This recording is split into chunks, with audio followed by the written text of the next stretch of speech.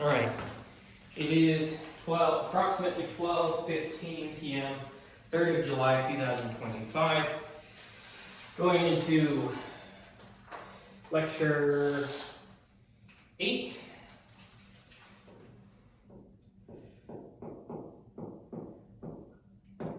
In which we will cover Renaissance to pre-calculus.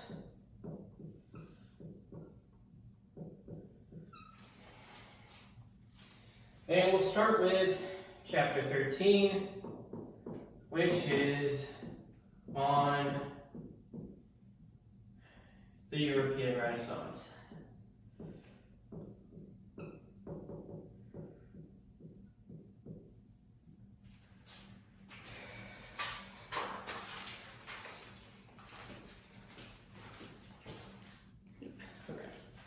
So, let's take a look at the civilization we're stepping into today.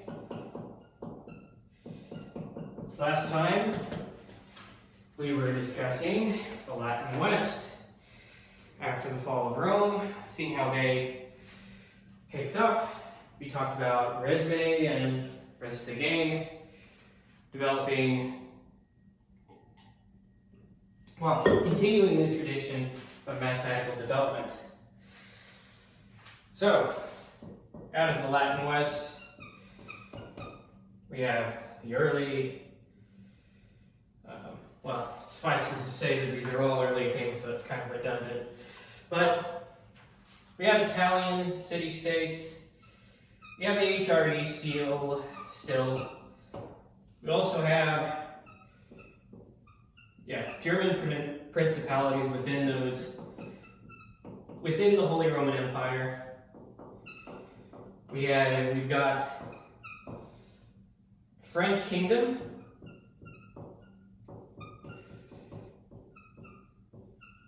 England ruled by the Tudors, Tudor,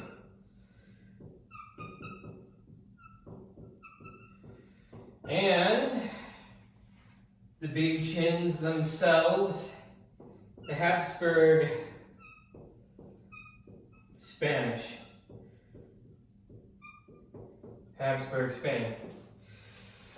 So, the time period we're looking at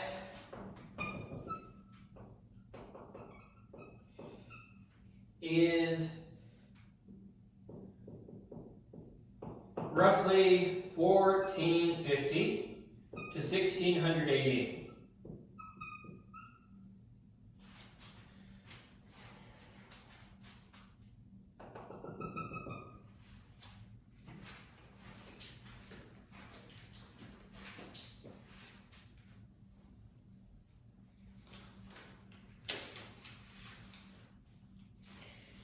So, let's get a look at something interesting here, and that is the geographical situation of Europe under Charles V.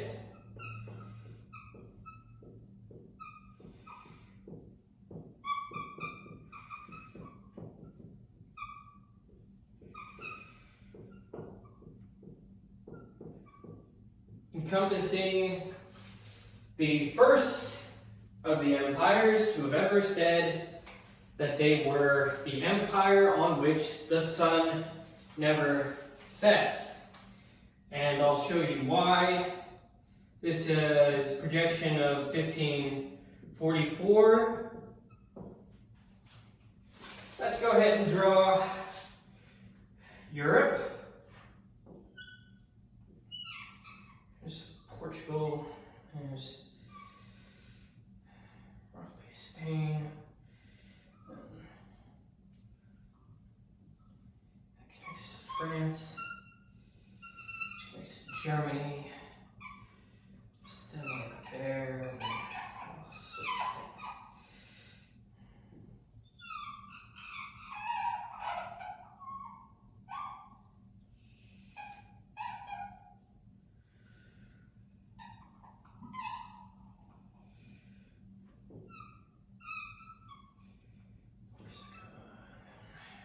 Sicily. And let's draw a little projection of the New World, which at this time is being actively colonized. That's horrible. Let me fix that. There we go. And let's get Florida. It's not drawn to scale at all. Let's try and draw that there. Happy little tree. Oh my gosh. That's horrible looking. But let's try and deal with it anyway. Brazil's over here. So,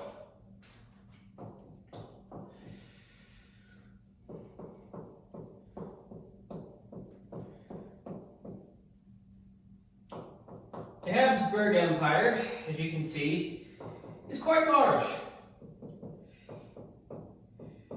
Most of Italy. It's missing some because of the Papal States, I think.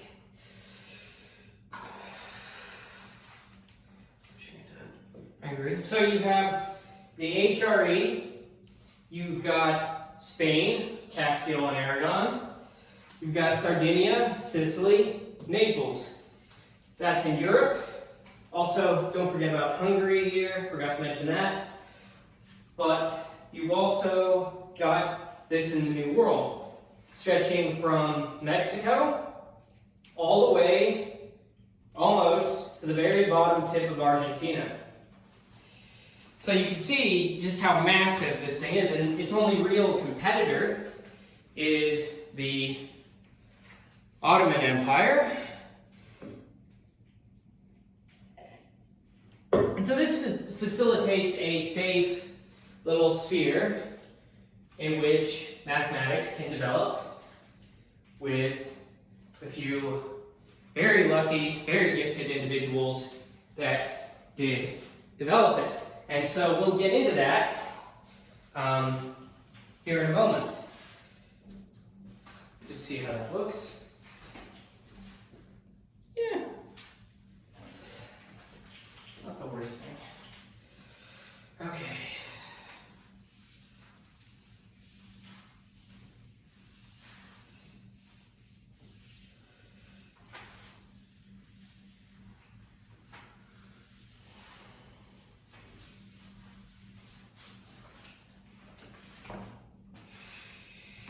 But yes, in the Renaissance, as we'll see here, mathematics did not simply revive, it pivoted from the ruins of plague and feudal inertia. A new language of number emerged. Precise, symbolic, ambitious, everything that we've come to see the Renaissance as within its historical context.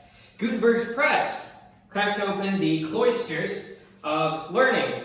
You were able to print things, in a sense, and distribute it in mass. Merchants needed, well, there's two meanings of that in this context. One, the Catholic Mass, and one, the, surplus, sort of, to a whole bunch of people. Hopefully not during Mass. But merchants needed ledgers. Engineers needed angles. Artists needed perspective.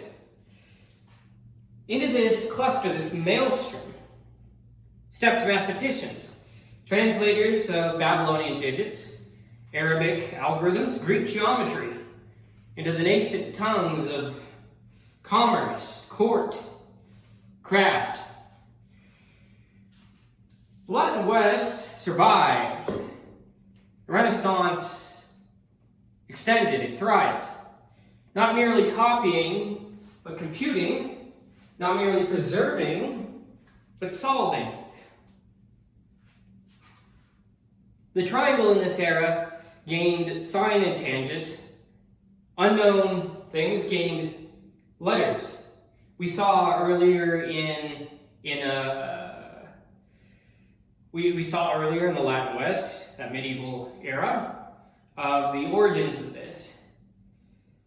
Equations gained cubic and quartic roots. And the page, the printed page, right, gained permanence.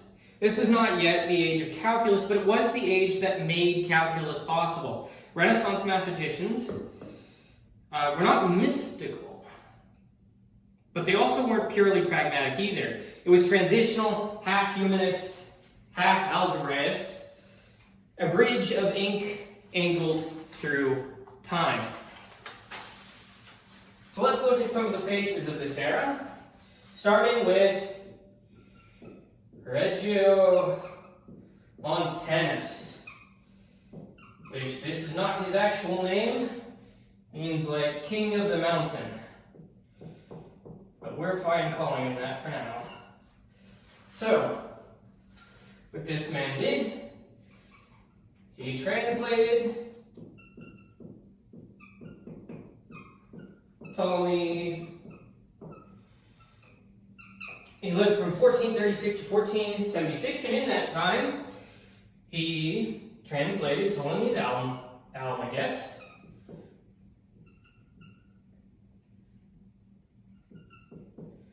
He authored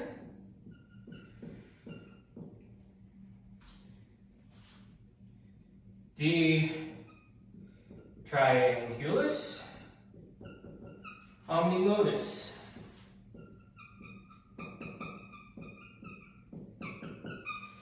It was the first systematic text on trigonometry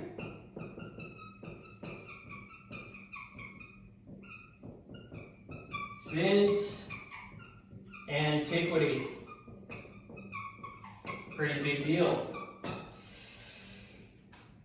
He also established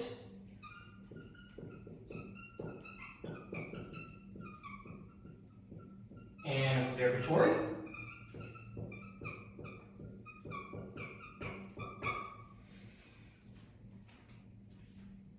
and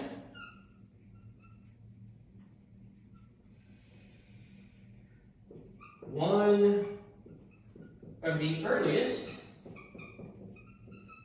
that we have on record mathematical printing presses in Nuremberg.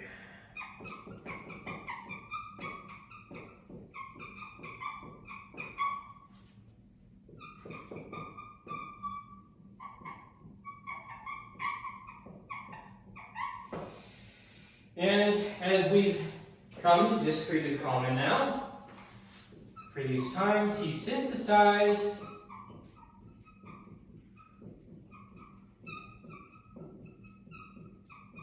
Islamic, Greek, and Latin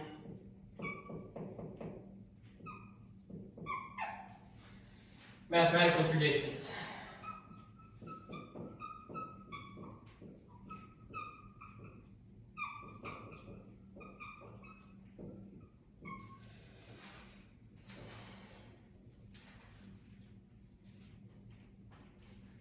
Pioneered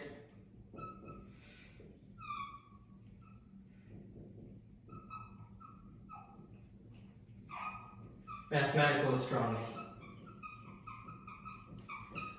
We'll see Galileo and Kepler come into play here as well, so that's pretty important.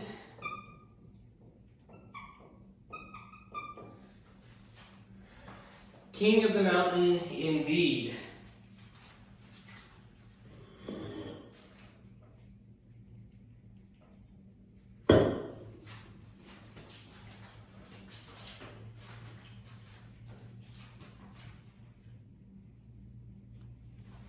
Now, let's talk about another big name from this time.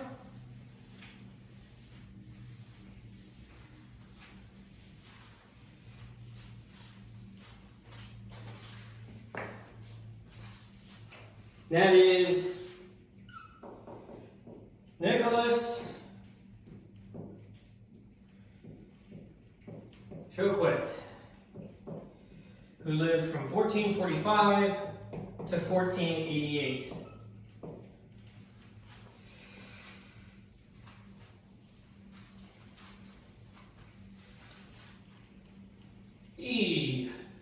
was French.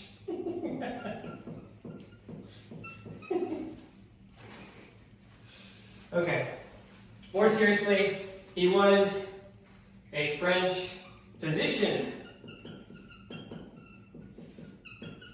and algebraist. So it kind of redeems him for being French. No, that's me. Okay. He wrote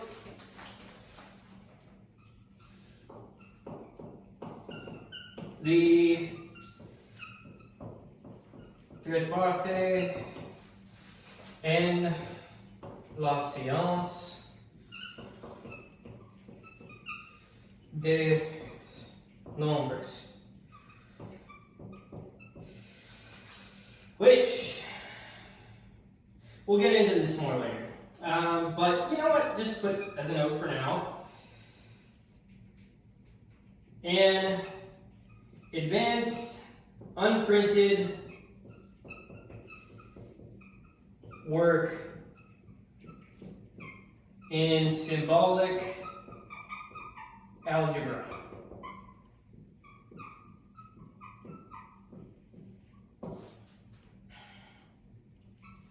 He used exponential notation with 0 and negative powers.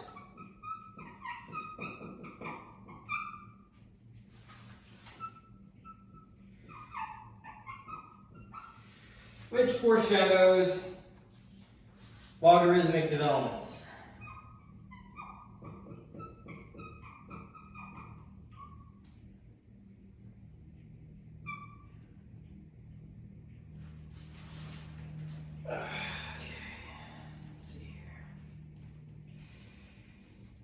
He recognized imaginary solutions. One of the first people on this planet to recognize imaginary solutions and treat equations in a generalized algebraic structure.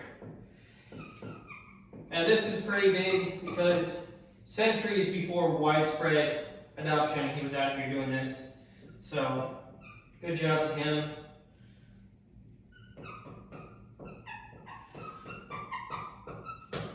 Nicolas Ch8, or Ch8, whatever the French say.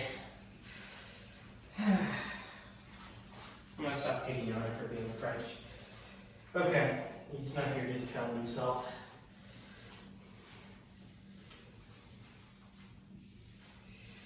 Now, let's talk about another guy.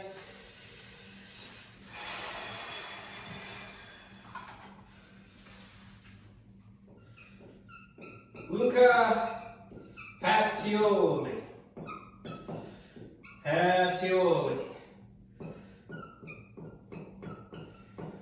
1514. Lived from 1445 to 1514. He was an Italian Franciscan.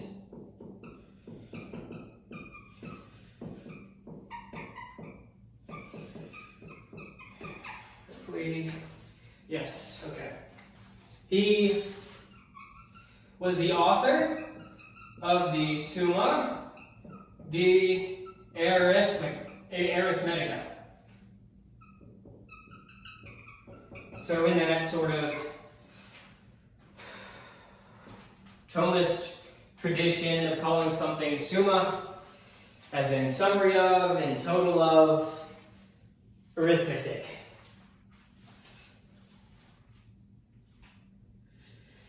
Which systematized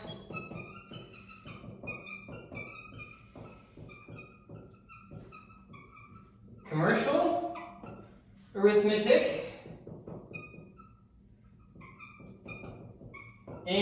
double entry bookkeeping.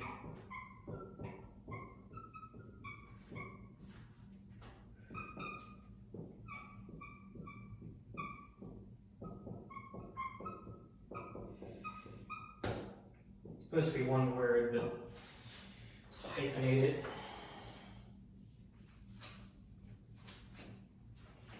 And something that we'll see that's really common here is a more rapid pace of translating ideas in between theoreticians and practitioners. And we see that with Luca when he transmitted algebra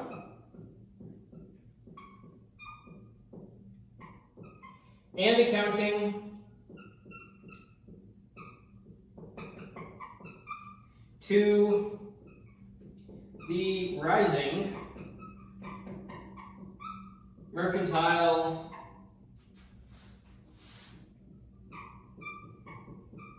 class, which will lead to the development of mathematical economics.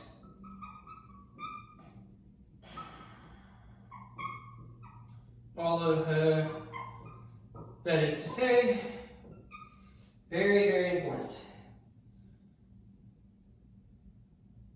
He's also considered the father of accounting.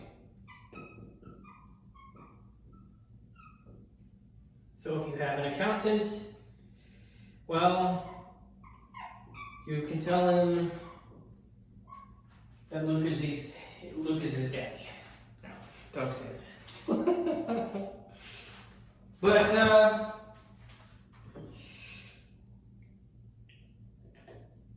yeah, you're going to see a lot of clergy influencing mathematics from here until the end of humanity. Yeah, I think that's fair to say. But let's go to Adam Rees, which sounds like the name of an actor that we might have in modern times. But he was a German Rankenmeister. Oh, seems I'm speaking too fast for my writing to catch up with.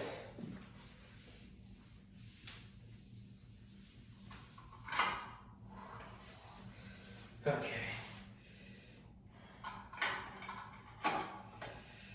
He was a German Rechenmeister.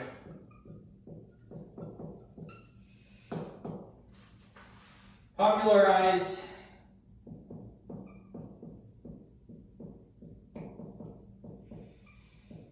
Hindu, Arabic numerals. So we see that. Just keeps on going. And algorithms, methods, as superior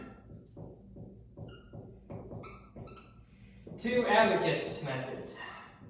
So that war between the algorists and the abacus is still going on at this point, but it's coming to a close.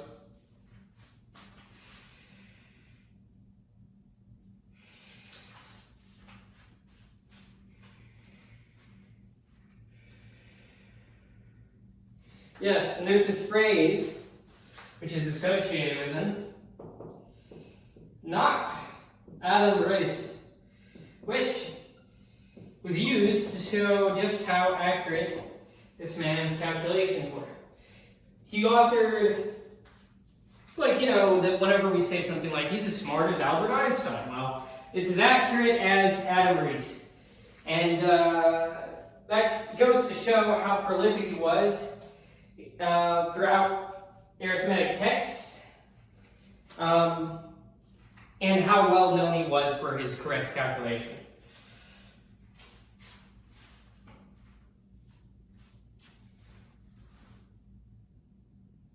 ellipse.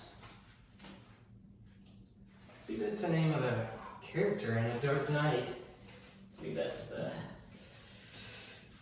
Huh. It's funny if that's where you got the Nolan got the idea for one of his scriptwriters. But, let's move on to the next guy. Let's pick up the pace a little here. Girolamo Cardano. He's important as well. All of these folks that I'm listing up here, you know, they're not chopped liver. There's a reason they're up here. So, Girolamo Cardano, also Italian if you couldn't tell. Physician,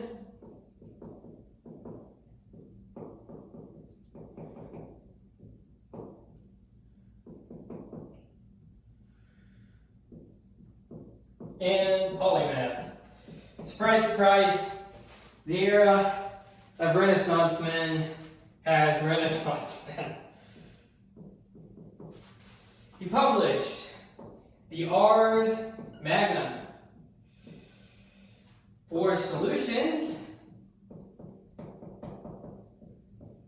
to cubic and quartic equations, but never quintic, because that's not a thing that's possible without approximations. He engaged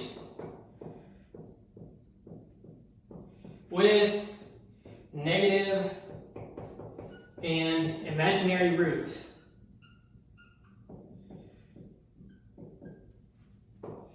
Though he called them sophistic.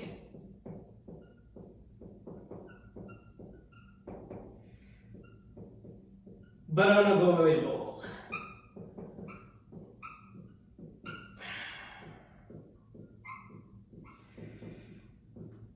What that means in the context is a sophist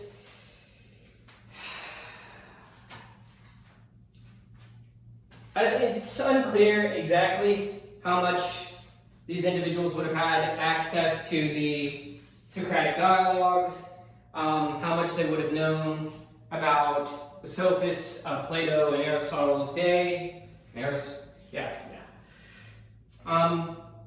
But in this context, sophism is rather seen as, well, a part of philosophy that's kind of interpreted to be gibberish, nonsense, used to heighten the ego of a supposed intellectual class.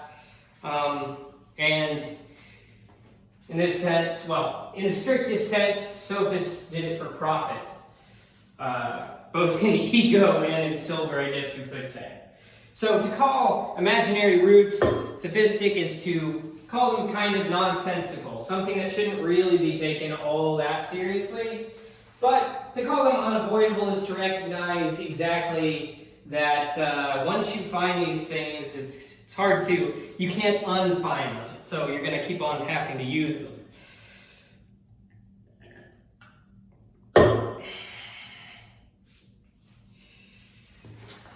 So, another thing that he did is to spark the transition from rhetorical, just to talk about, to symbolic algebra, which, if I haven't harped enough on this point, it really is important to note that up to this point, algebra, in its essence, was a way in which you just talked about arithmetic as it related to geometry. There's none of this symbolic notation that we've come to gotten used to and cherished. So that's really important. That's really important.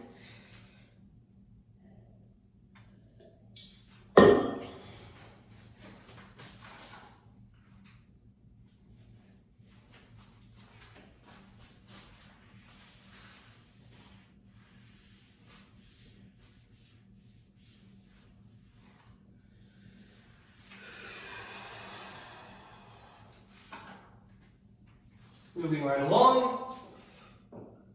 Raphael Bombelli, 1526 to 1572. He's an Italian engineer, or was an Italian engineer. Clarified operations with complex numbers. So we see the imaginary numbers being more and more accepted in his algebra. It's the name of the book,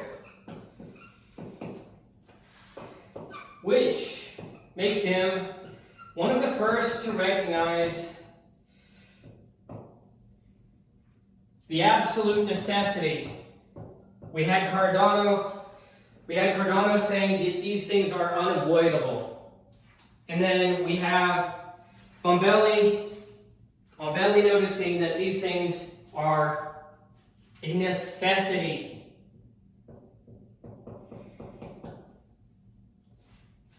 The necessity of imaginary quantities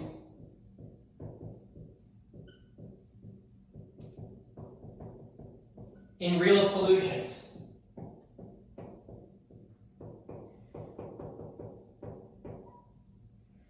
He was the first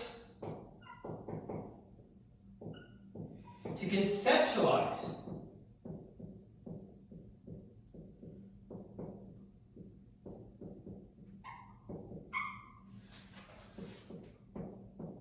conjugate imaginaries as meaningful tools. So he's definitely more pro-imaginary numbers than his contemporary and fellow Italian. Which, is kind of surprising, given the fact that he's an engineer and Cardano is a polymath. You'd think that something called imaginary numbers would be more appreciated by somebody who's more into the theory of a thing than the absolute practicality of a thing. But in this case, it's not so.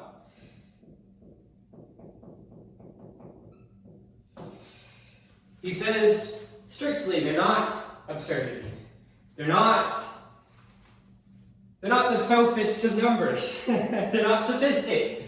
Right. So that's really interesting. I wouldn't have suspected that on just by guessing, by looking at something called imaginary numbers to start with. Though, I guess you could look at it from this perspective, in which you see something that's called imaginary numbers, and then you realize that a lot of the naming conventions that go into anything mathematical are just due to the prevalence of the nomenclature manifested by the theoretical authority. And so, if they're calling something imaginary numbers, they probably don't like it. But in this case, it's just sort of accepted, and the engineer, more practical folk in this sense, they seem to like it. There's probably a lot of reasons for that.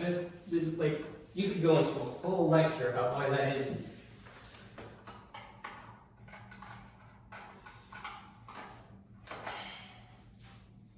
Now, there's this guy who's aptly named. His name is Robert. Record, and there's an E at the end. And there you know that he is Welsh. No, but he is Welsh. Which, if you look at a DNA map of Europe, there's studies that have shown that the Welsh are actually the closest to the original Britons with an O. There's back in the time of Arthur, before the Anglo-Saxons came, but it's neither here nor there. But he was Welsh. He was a Welsh physician and educator.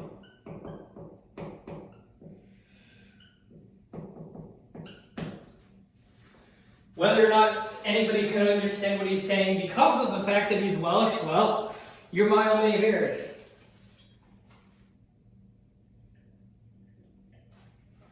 But, nevertheless, that's what he was.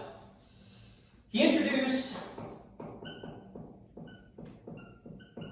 the equal sign in the whetstone of wit. Which, by the way, the term whetstone, there's a term in Latin, something like that, which is kind of how we get the term equal for equal sign in a way. Equilus. He wrote, not sure if I'm using it right. That's fine. Accessible English. Oh, my joke is coming to bite me in the keys to here. He wrote accessible English language texts. Oh, the poor Welsh. Okay. On arithmetic, algebra, and geometry.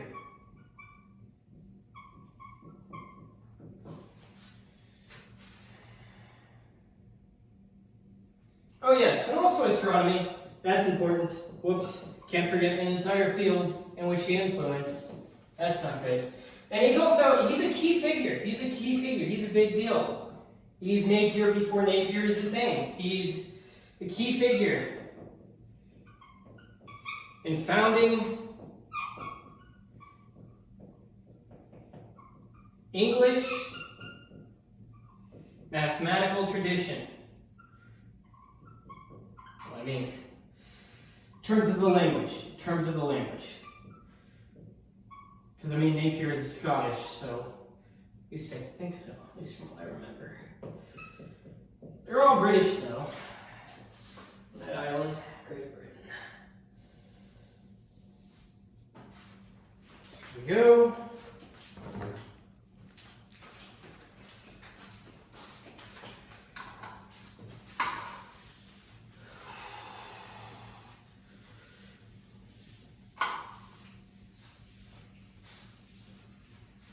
On to our next figure.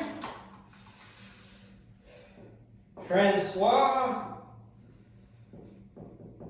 Viète, or Viète, who lived from 1540 to 1603. This thing is dueling out, so I'm going to get a new marker.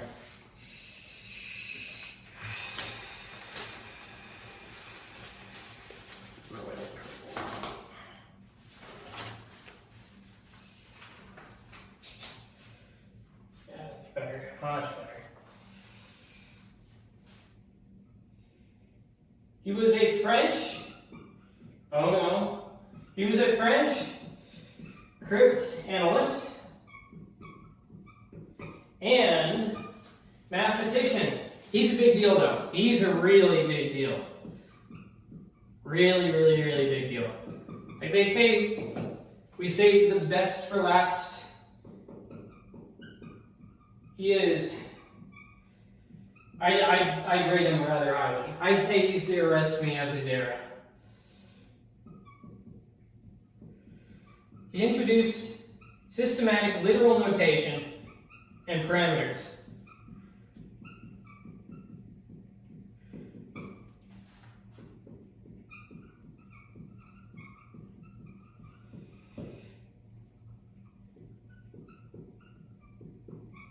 He treated trigonometry as symbolic analytical art.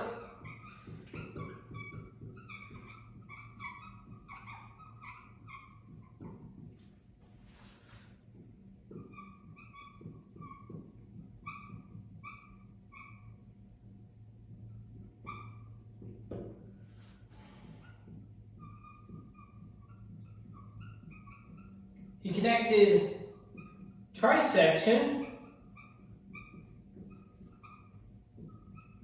to solving the irreducible.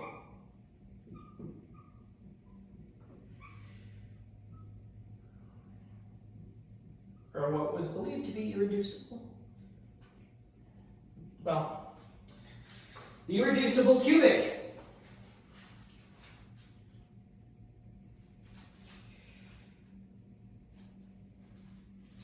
Unified ancient geometry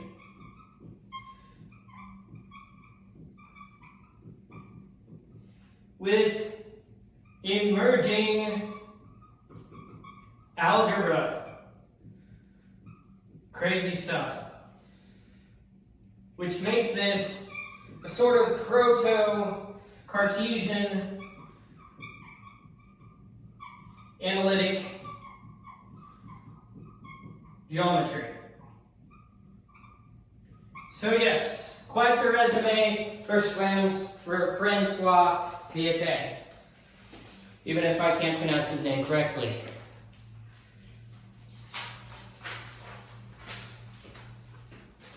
Right. Now let's look at some of the major works of this era.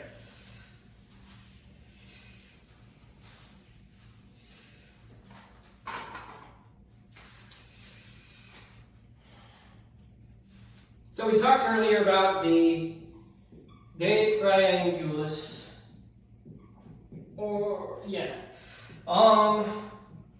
Nemois, which is estimated to have been, published 1533.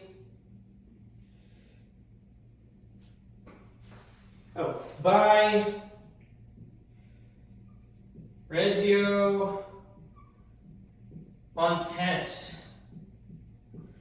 which is like, what a name, what a name.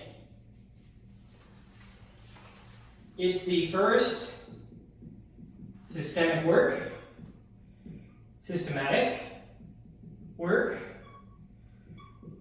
on planar, and spherical trigonometry.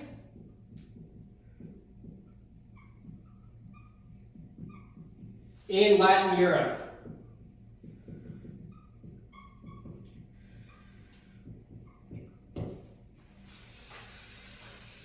And in this book, proved the law of sines.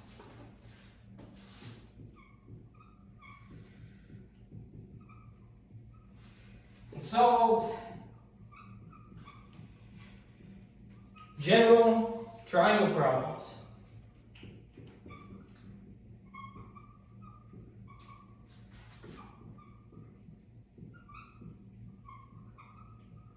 With Euclidean geometry.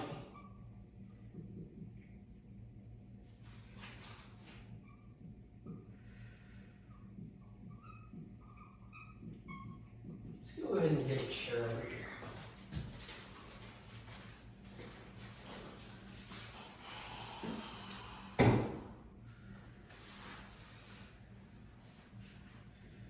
And this work marked the rebirth of trigonometry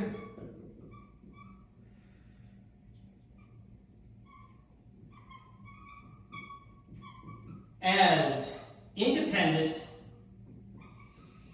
which tomorrow's the 4th of July, so independent of astronomy.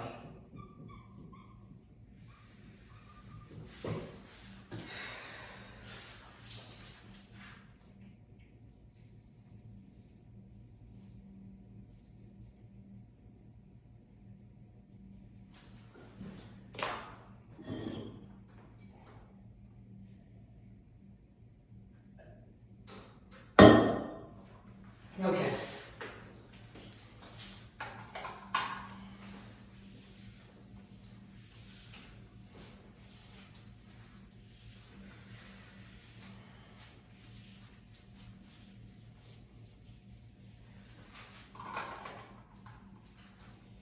And there is a tabulae directionum,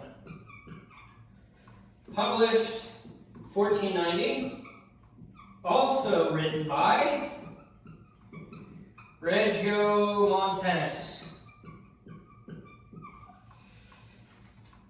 This contained sine and tangent tables.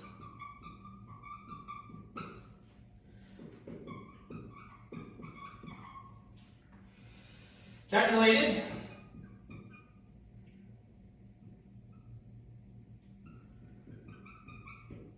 to high precision. We're talking precision for astrological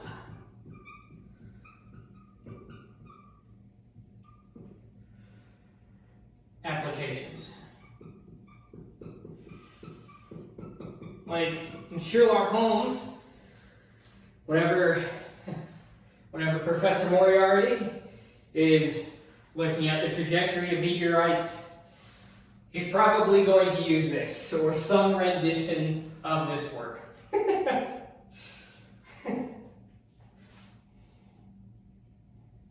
Or a way more updated thing that owes itself to this.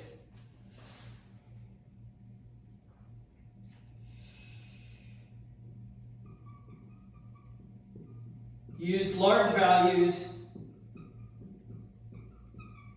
for radius to avoid fractions.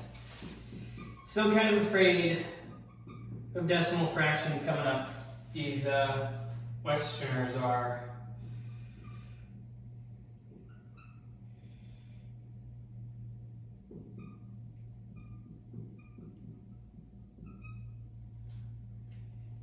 It's a common technique, though, of this time, so that's important to know.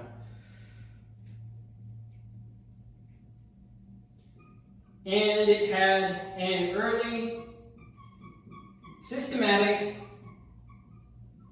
treatment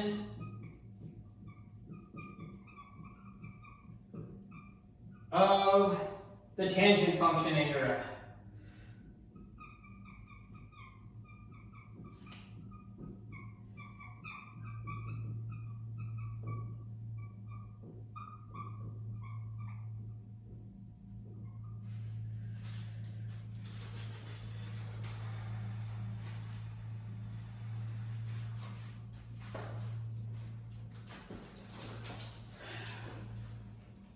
Yes.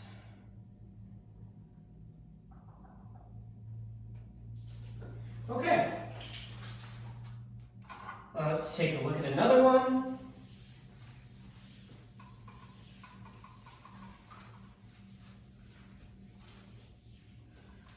Which is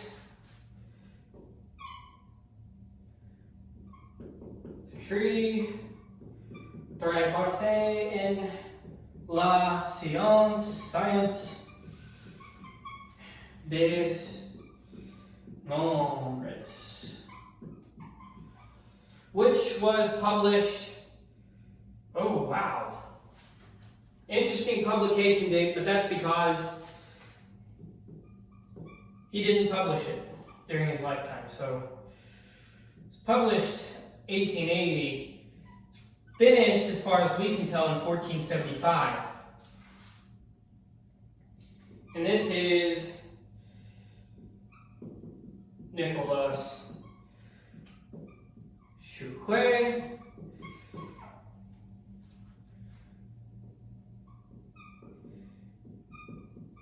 introduced positional exponential notation. What do I mean by that? Well, 6 times x squared was written as 0.6, 0.2, x to the negative 2 as 0.9, 0.2, m. Strange. But, you know, of course it's strange to us. This was like roughly 600 years ago. So, wow. In this work of his, it included arithmetic, root operations,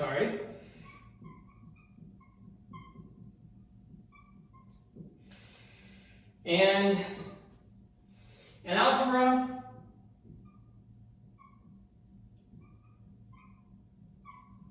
with negative and 0 exponents, which is pretty, that's a change. So before it would only be positive numbers. So to include negative and 0, that's pioneering right there.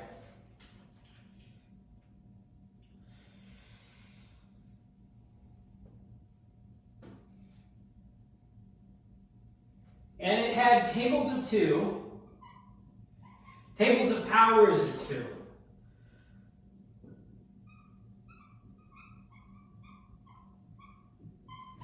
Which sort of anticipates logarithmic structures. That would happen later on. That would be looked at later on.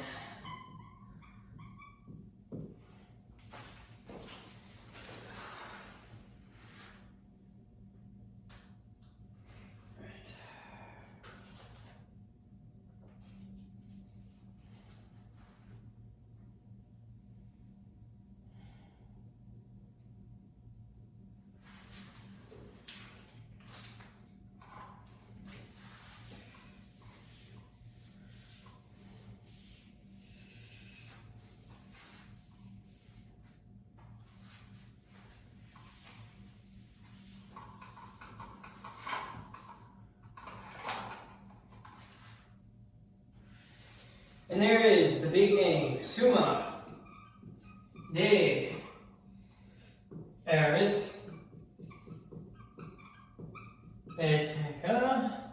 which actually has an even longer name, Geometria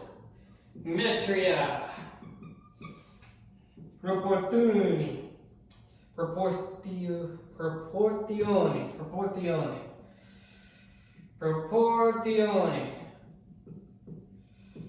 Et and proportionalita. That's interesting. Proportionalita. It's a female word. Feminine word, sorry. Written, of course, by Luca Pacioli. Published 1494.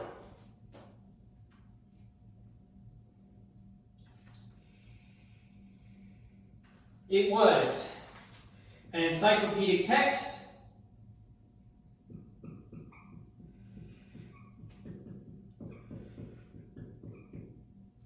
on, take a guess, arithmetic, algebra, I would say proportionality, but since, you know, he's very important for bookkeeping as well. I remember writing this, it was just,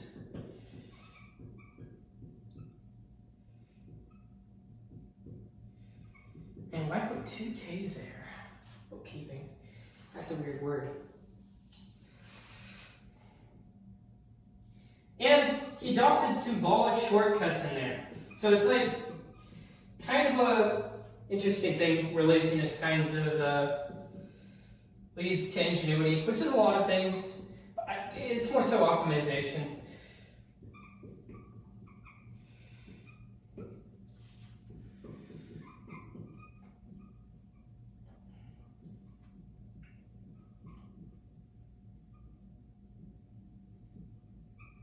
So yeah, I mentioned earlier that this word,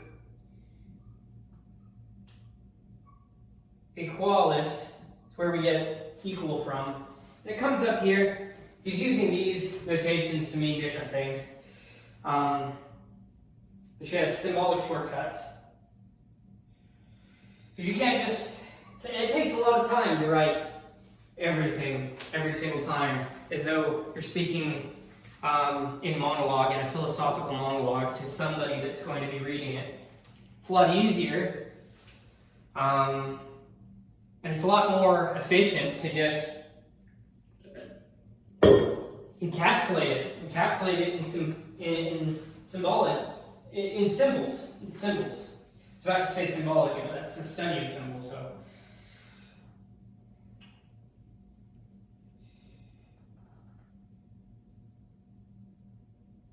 Yeah, but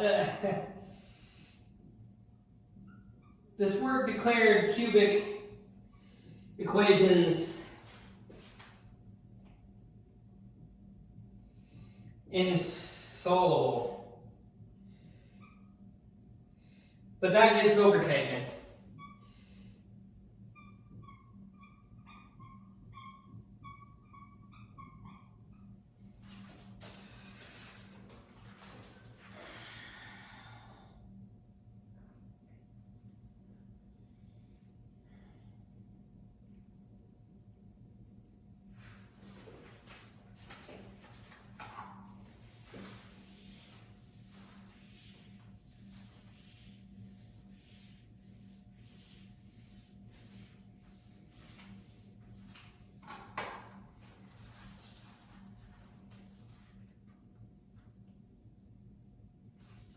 Then we have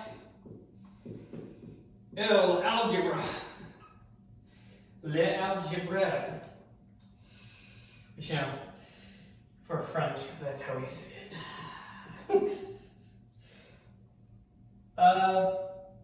Roughly 1572 was the publication date.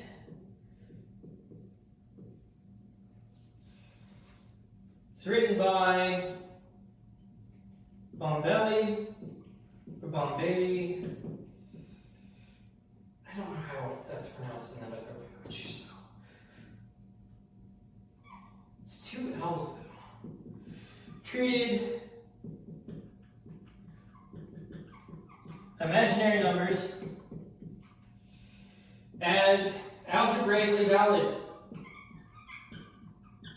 No longer are imaginary numbers cast out like lepers on the street, forgotten, unused.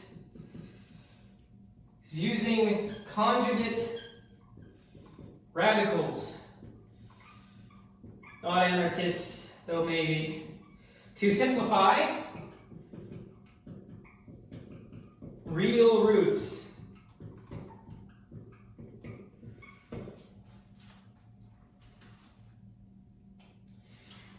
In this work,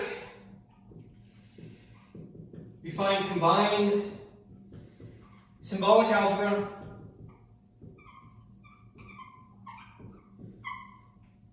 with geometric interpretation.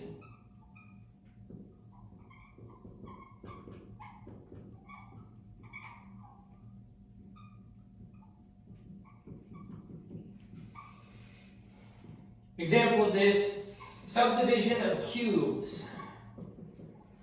You'll get both. You'll get both a look at just everything interpreted in symbols, as well as the actual geometrical interpretation of that in the form of lines and angles, all that good stuff. And this work is very important for bridging. It bridged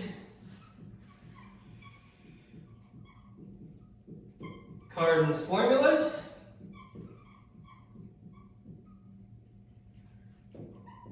with new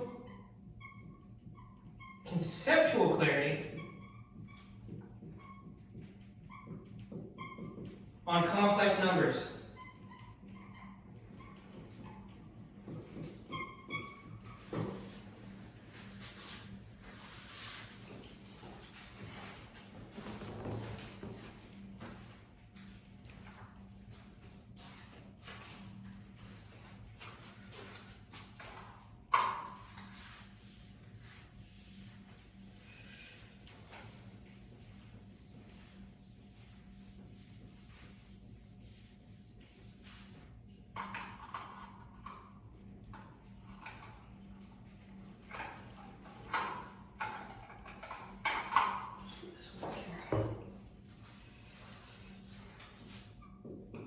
Now, the Ars Magna,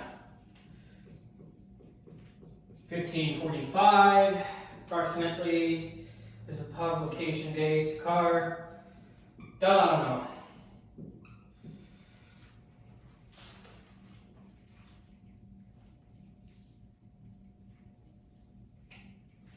So this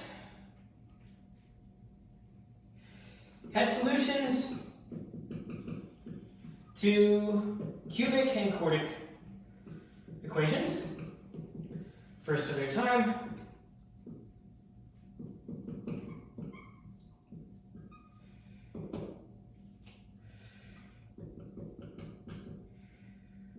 Attributed quartic method.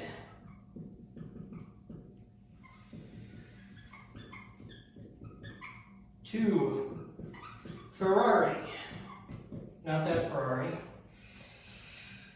But, you know, well, kind of.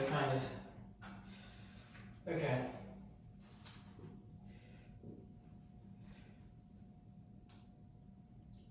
Use substitutions like x is equal to u plus v, and completed the cube.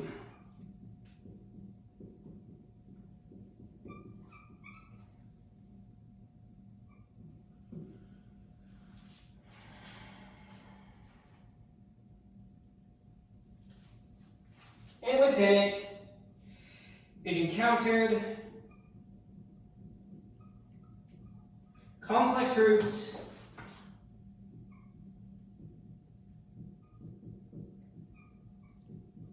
while solving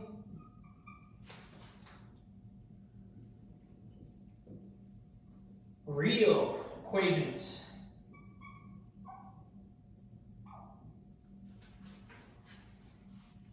Big moment, big deal, big work, bigly. Right.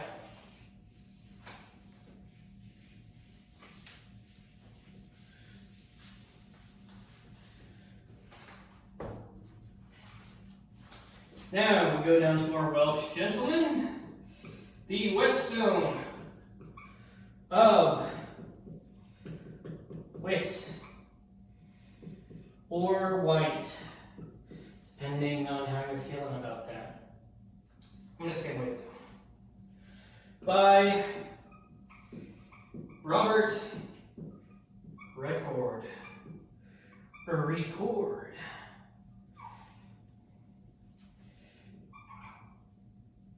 Introduced equal signs.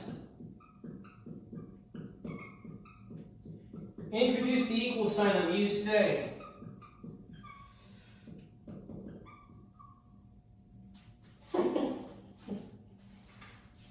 Yes.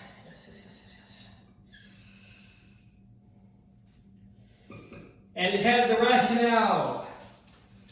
Oh, I feel so bad about making that joke about listening to Welsh people talk. But this is just how all English was written at the time. So I don't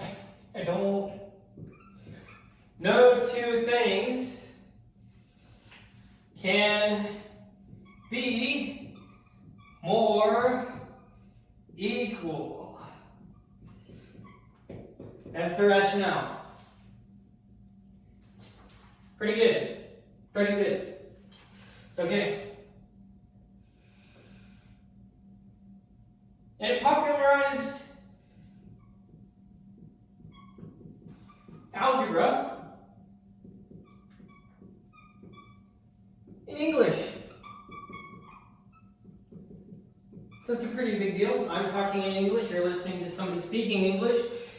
Chances are you're probably looking at English subtitles if you have them enabled.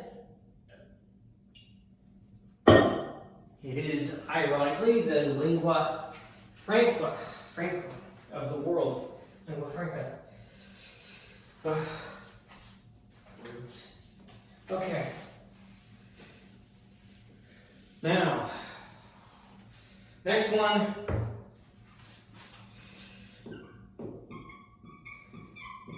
Isagoge in artem analyctum. 1591. The very important, very fancy Francois Viète.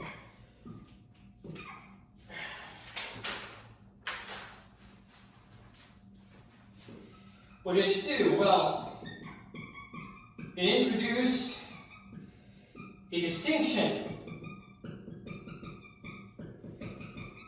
between knowns. Whoa, that's cool.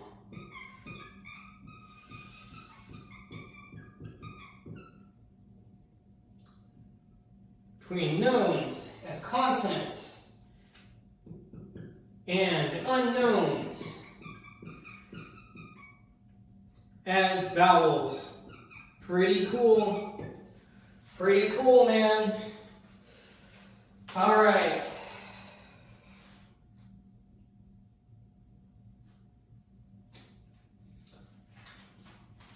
Don't really use that today. Like, I mean, because there's just so many more unknowns. A, E, I, O, U, and sometimes Y.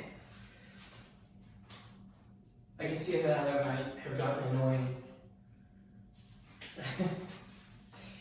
But, let's continue. It emphasized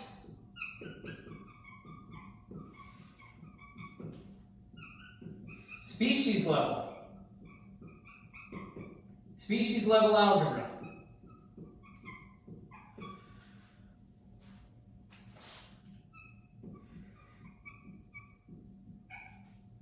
So, logistica speciosa. So, Aristotle, real important at this time. His classification of the species would have been known.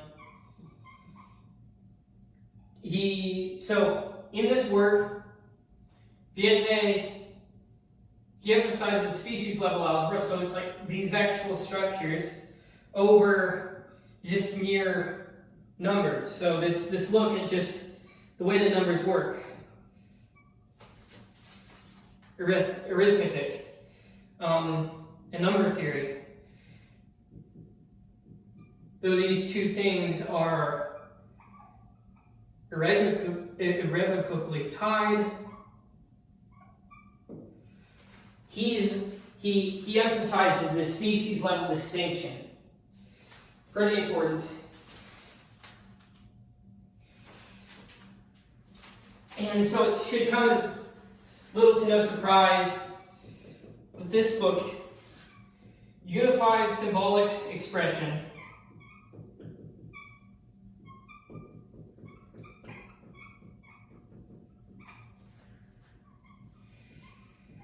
with geometric reasoning as a sort of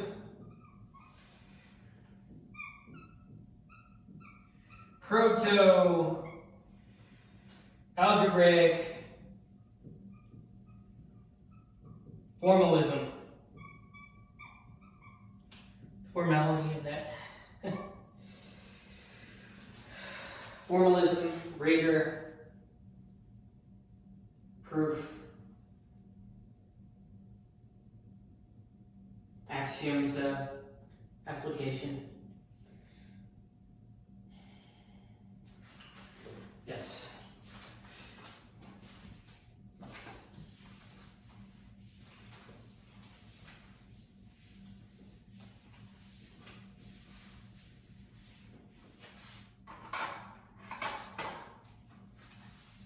And the canon Mathematicus. What a name. What a title. That's a pretty good title. Published 1579, and the De Numerosa potestatum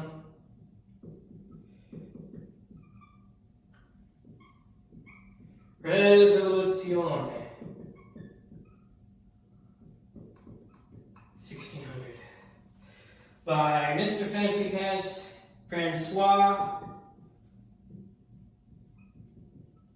Viète. Or is it just Viète? We'll never know. It will always remain a mystery. Okay. Computed high precision trigonometric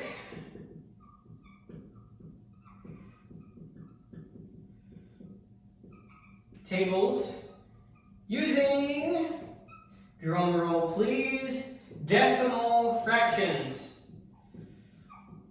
Finally, don't know if that's rude to say finally, and a benefit of hindsight, right? Decimal fractions. Advanced. This is a hard word to say, but let's see if we can say it.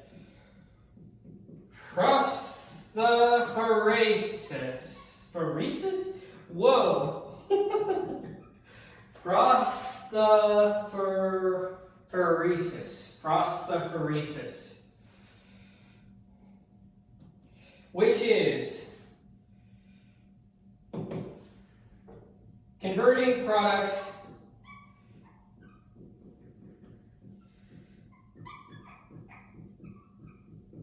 into sums using trigonometric identities.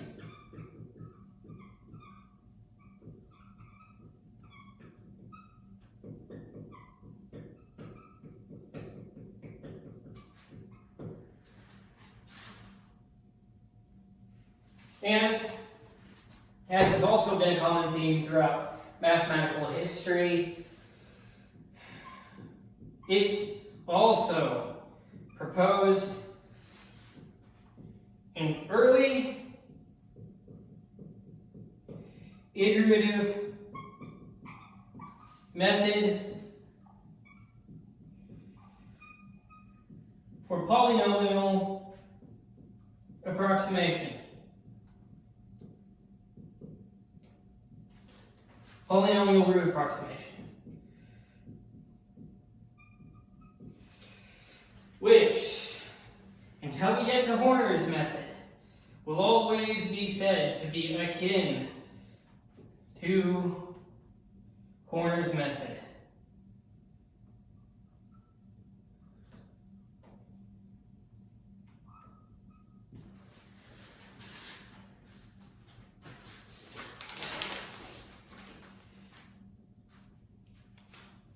Good stuff.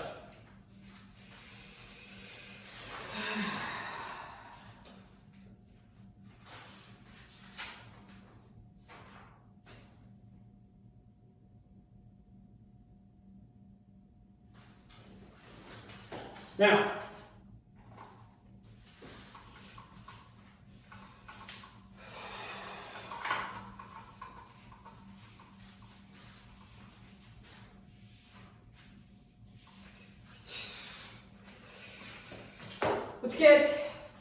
let's look at all of this in total with a historical overview.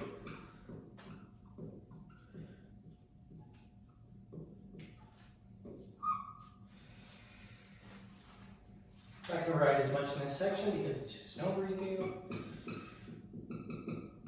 Printing, recovery, redundancy. Now, some of you may have felt that having the works after the faces might have been redundant. I don't know. I think looking at these things is pretty important. But yes, printing, recovery, and redundancy. The invention of the printing press in the 1440s fundamentally altered the ecosystem of mathematical transmission.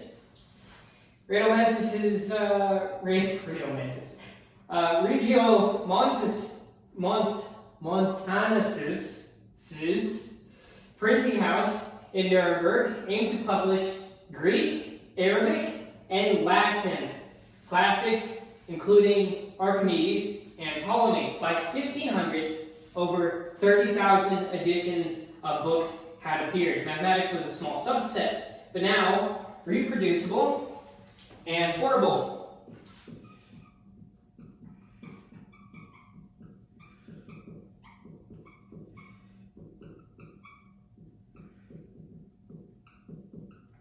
The printing press favored Latin over Greek vernacular over elite notation, leading to parallel traditions in commercial and academic mathematics. Very important.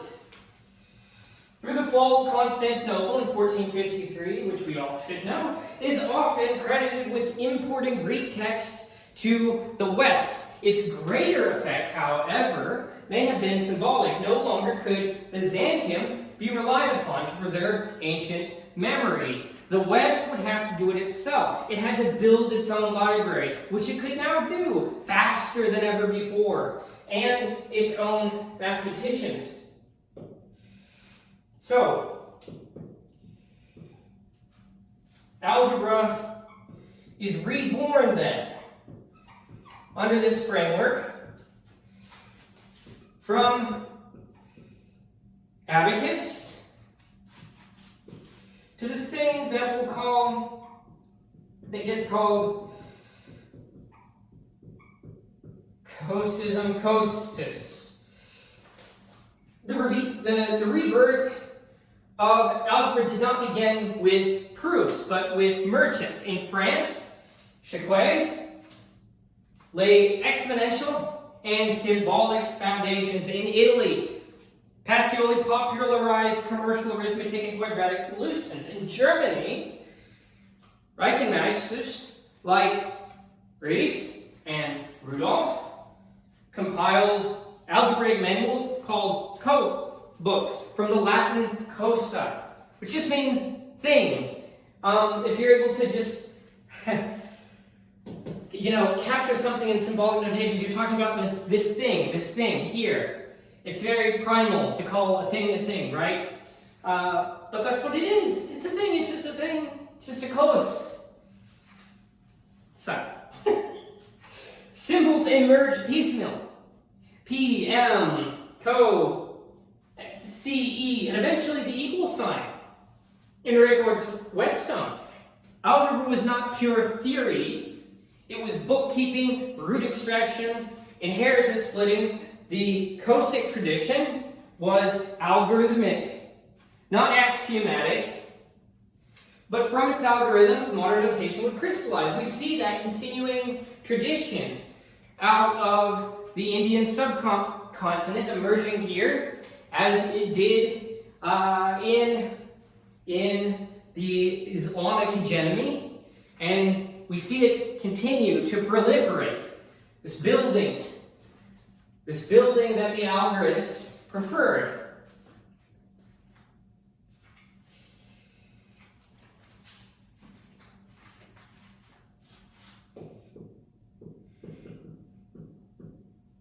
Trigonometry from tables to theory. Regiomontanus's De Triangulis and Copernicus's trigonometric supplements marked the rebirth of triangle-based reasoning in astronomy and geography. Trigonometric tables were compiled to 10 or more digits by Rheticus and Otho. Prosophoresis, yes, converting products into sums, don't know if I said it right, become a labor-saving tool in observatories. You don't have to, recalculate this thing every single time. But, and also, Viète interpreted trigonometry, goodness, I'm losing how to pronounce words, algebraically, deriving angle multiplication identities using trigonometric substitutions to solve irreducible cubics. From astronomy to surveying, trigonometry became a sovereign art.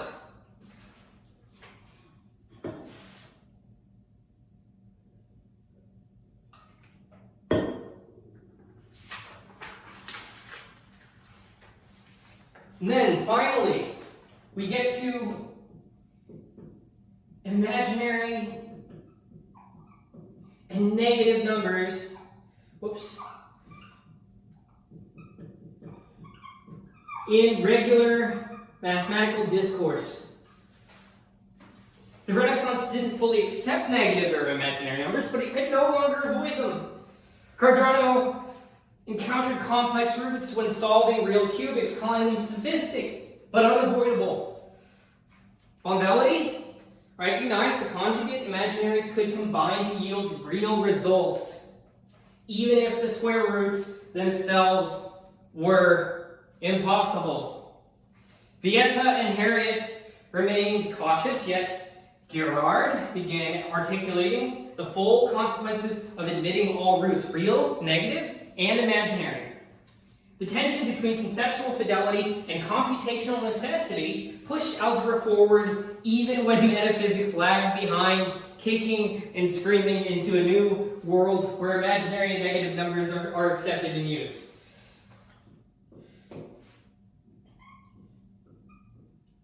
Geometry, perspective, and non-psychological projection. While algebra and trigonometry advanced, geometry evolved in subtler ways. So, Durr and Alberti formalized methods of artistic perspective, linking vanishing points to geometric constructions. Werner and Marolico, there we go, revived conic sections and Papian geometry. Mercator introduced cylindrical projection, from which, the Mercator projection, most of the maps we use nowadays are that, introduced cylindrical projection to preserve navigational direction, a fusion of geometry and geography. The Renaissance opened geometry toward utility, even if the golden age of geometric theory would wait for Descartes. Don't put your horse before Descartes. And let's look at a couple of problems and solutions, a few problems and solutions that come out of this era.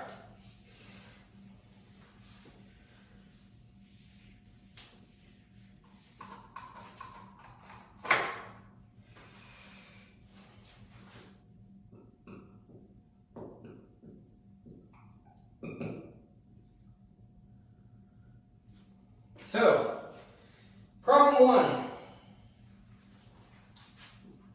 Construct a parabola geometrically.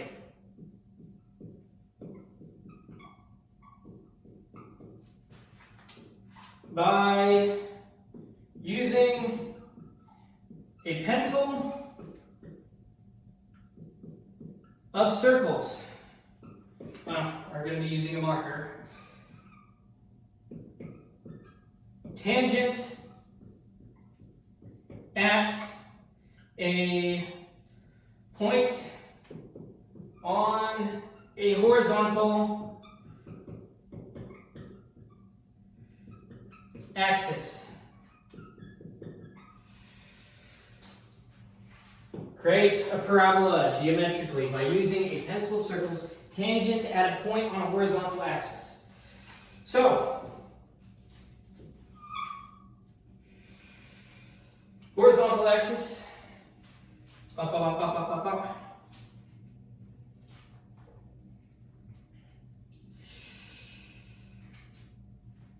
Let's look at Werner's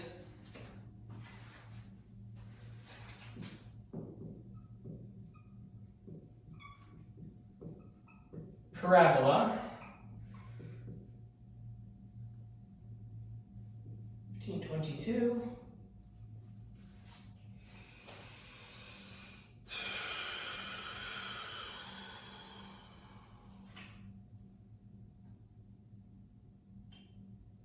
So let's label this point, let's label a point far over here A. Now, what we can do from A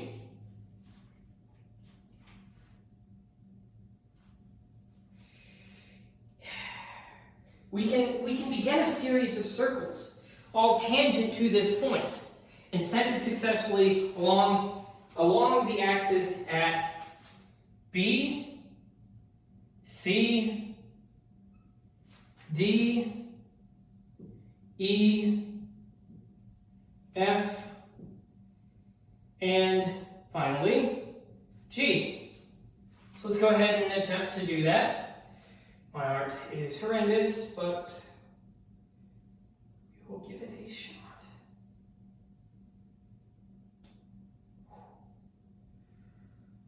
Okay.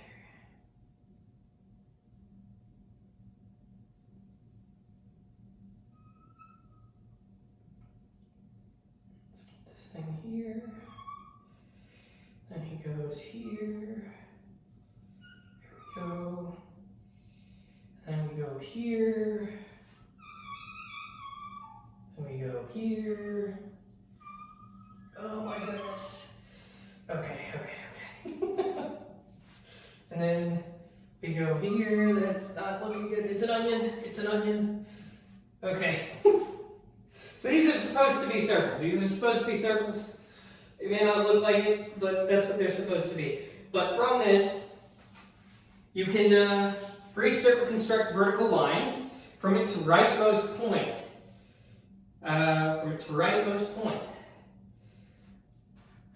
E.g., okay. And draw corresponding vertical lines at the same distances downward to C double prime, D double prime, E double prime.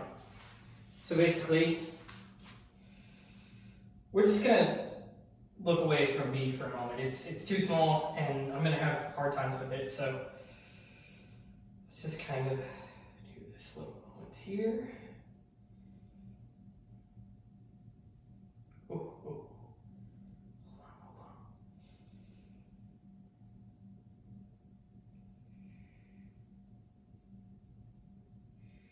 So there's C's, there's D's. Oops, there we go. And there's E's.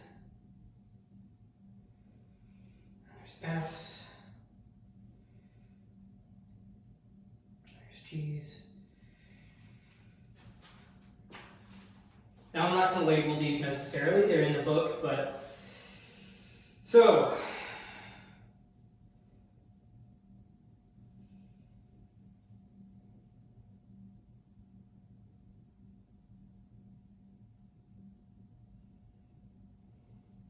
you can connect all these from the axis here.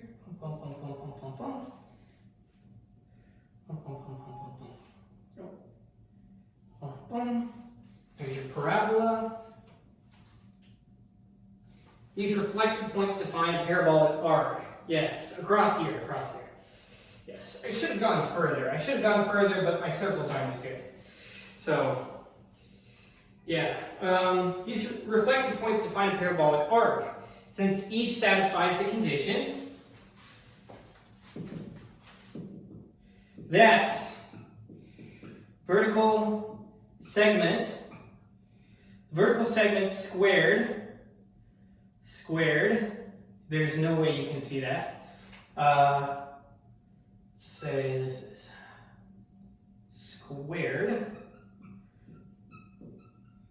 is equal to AB times the horizontal distance.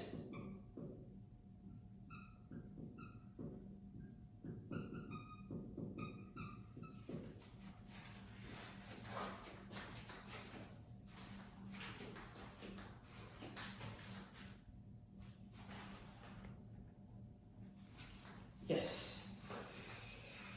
So this method approximates the parabola via compass and ruler construction. It's a revival of ancient conic geometry.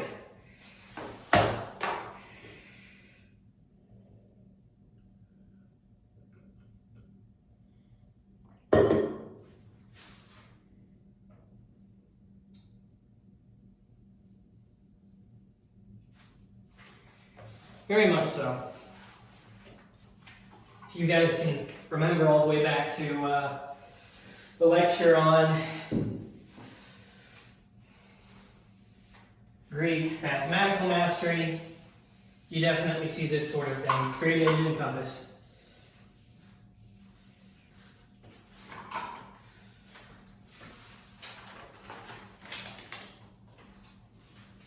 Now let's look at something which foreshadows Descartes. Now, use one vanishing point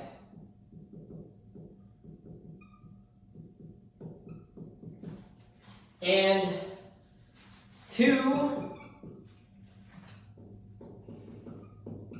distance points to construct a realistic grid and linear perspective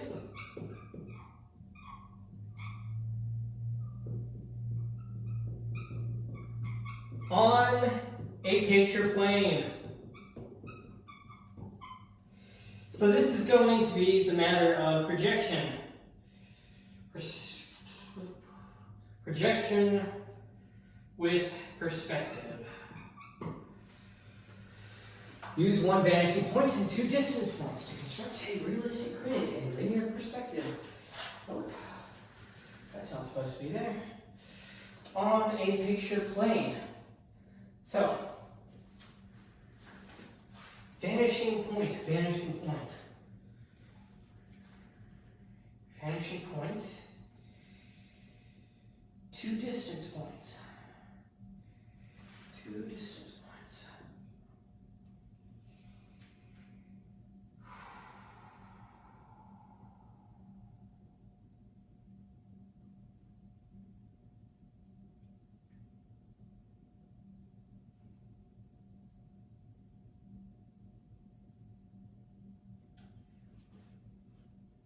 Let's use our T. Distance points. We'll just make up a different point for perspective's sake. So RT, this is our vanishing point. Can I just intersections defined? Okay. So right. Okay, so waveless P, two distance points. Ground line RT here, that's what this one is, and vanishing point, so we see that, we see P here,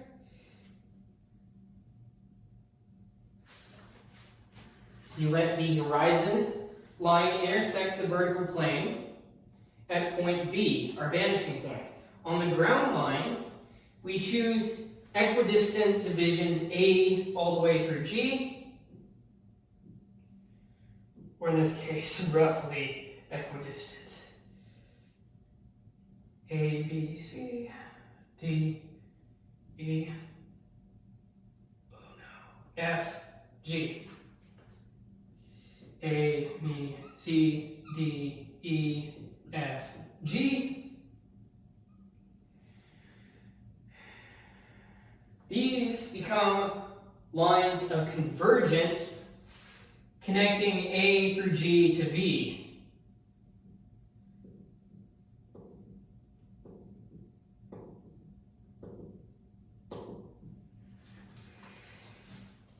We choose a distance point P left of V and connect it to each vertical point.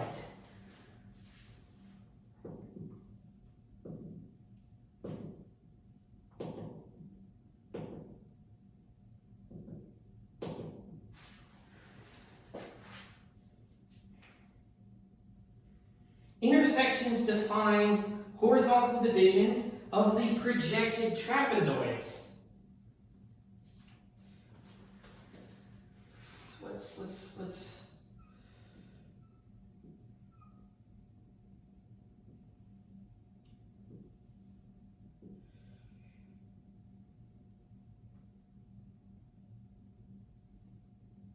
Speak very carefully here.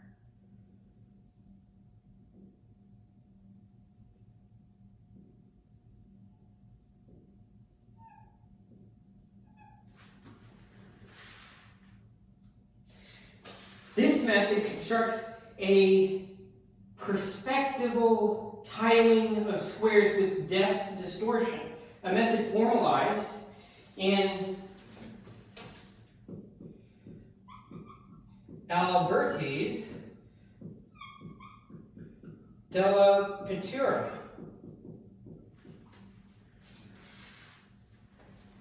(1435). Pretty neat. You can see where the Mercator projection comes with this line of reasoning. Okay.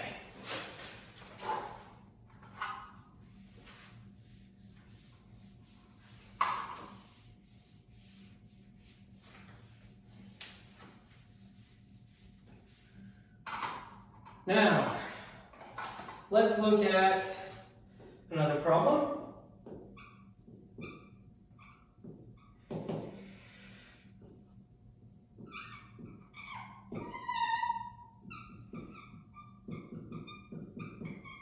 Using intersecting arcs and proportional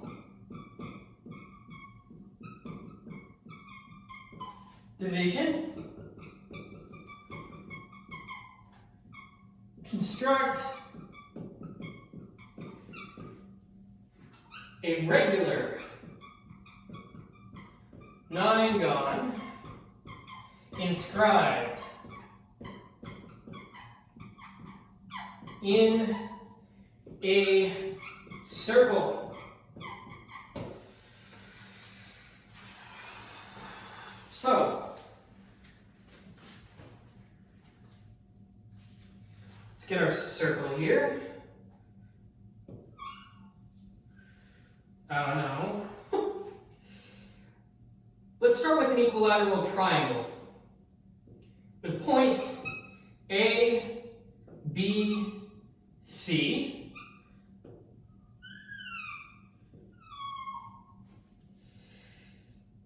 Trisect the radius AO, where O is our center.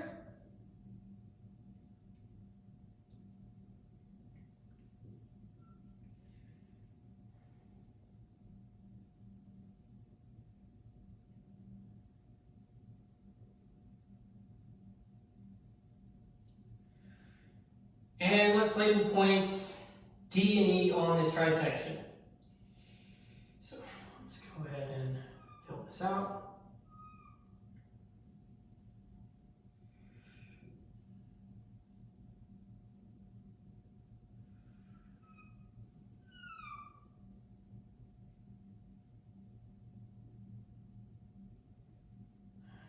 Oops, it's supposed to be over.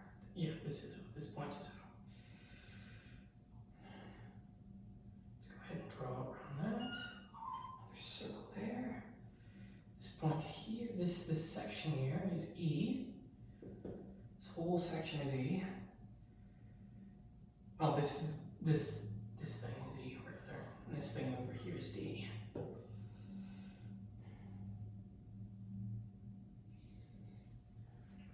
We intersect from the center, O.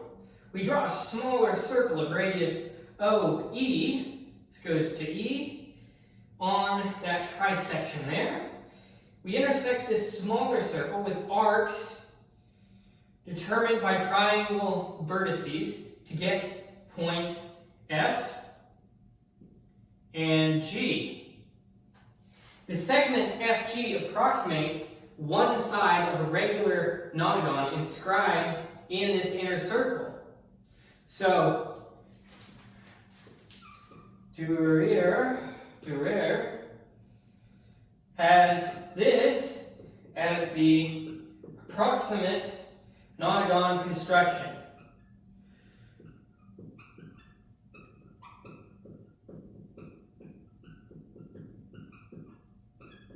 (1525).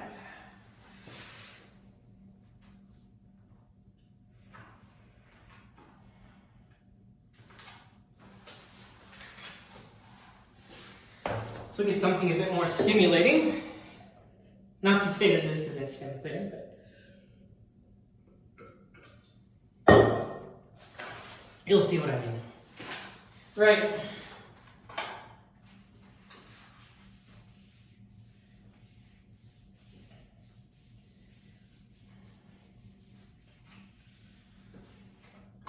Problem 4.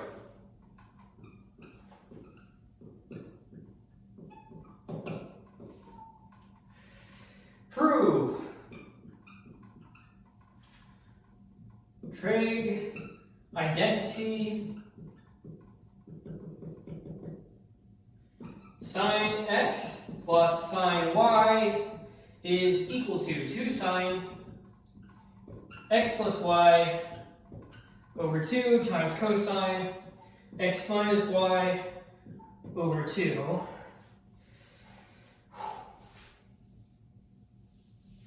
So this solution is given by Viète,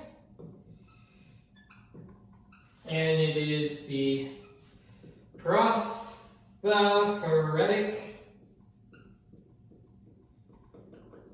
identity found in roughly 1593. So, here's what we do. We construct a circle with center O.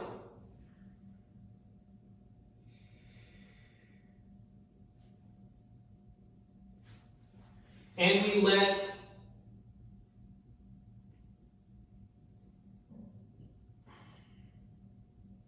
let's draw this out here.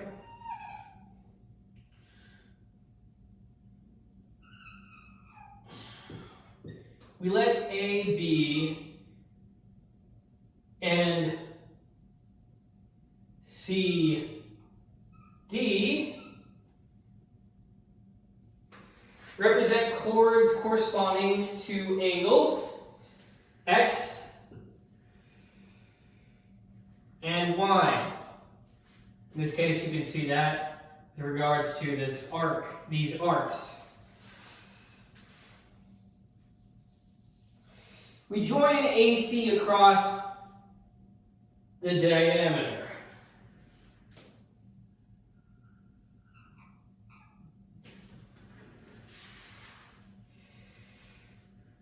We let E lie at the base intersection. So let me just erase that there and then up.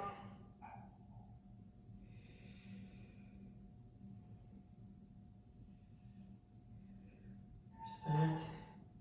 There's this here. And we have this here. C to B. Let's erase that, replace that. There we go. E and then F. Then you get X minus Y here. The chord sum AB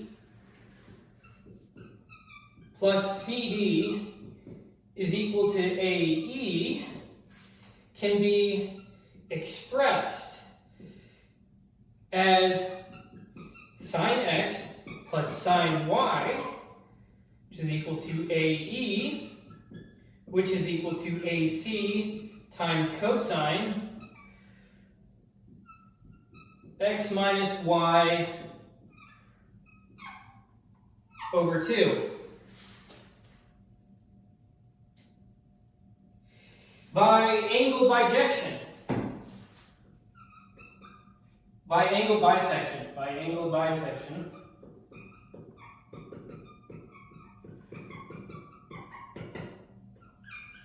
AC is equal to 2 sine X plus Y over 2.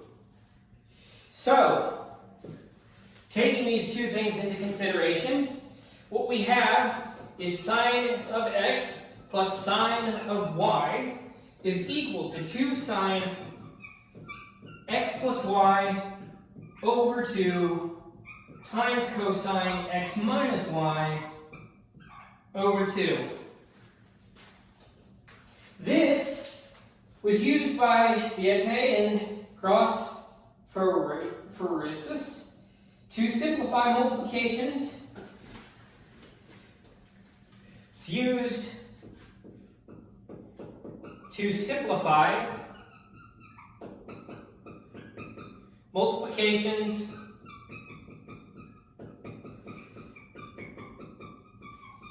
into some difference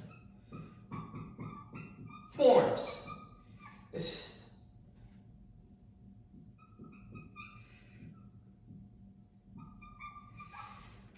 Which is critical before logarithms.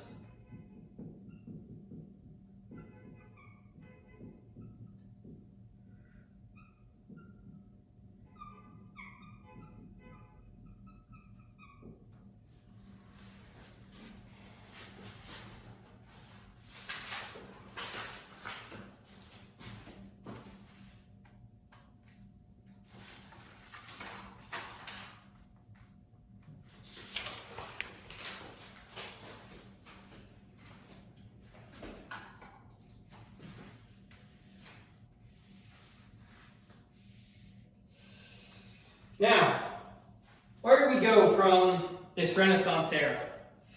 Well, the Renaissance, it reawakened mathematical ambition, but it didn't yet achieve mathematical integration. There's this, well, let me get to it. Let me erase this.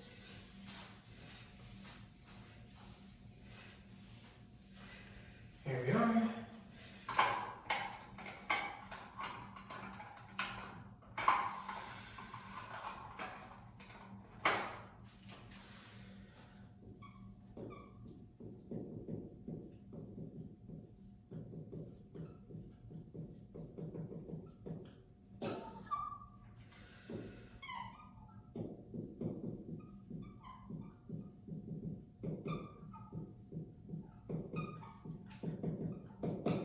The humanists prized elegance, rhetoric, and recovery of Greek ideals, but they often resisted technical symbolism. Ch8's exponential notation was buried for centuries. Records equal sign remained unused in continental texts for generations. Algebra remained largely rhetorical, filled with res, cosa, and verbose formulations rather than symbolic abstraction. The very classicism that elevated Renaissance thought also slowed its transformations. Its transformations into modern symbolic mathematics.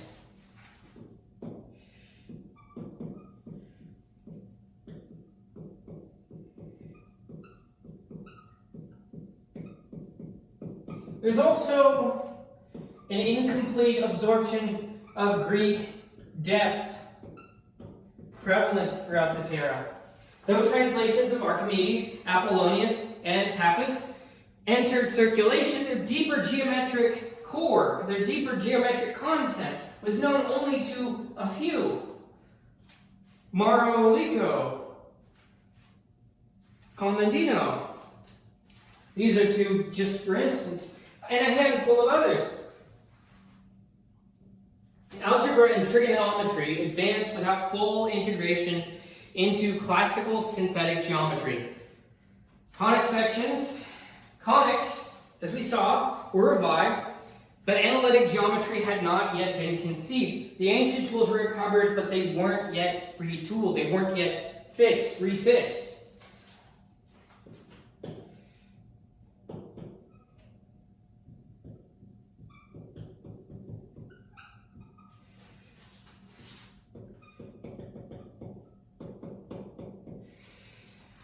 The issue of imaginary and negative numbers remaining suspicious is also a thing which pops up throughout this era. Despite Bombelli's clarity, despite Cardano's accidental discoveries, most algebraists treated negative roots as absurd, right, sophistic, or inadmissible. Imaginary numbers were used functionally, but they weren't conceptually accepted. The full number line from negative infinity to positive infinity through the complex plane had not yet been philosophically or pedagogically embraced. They could solve what they could not yet believe in.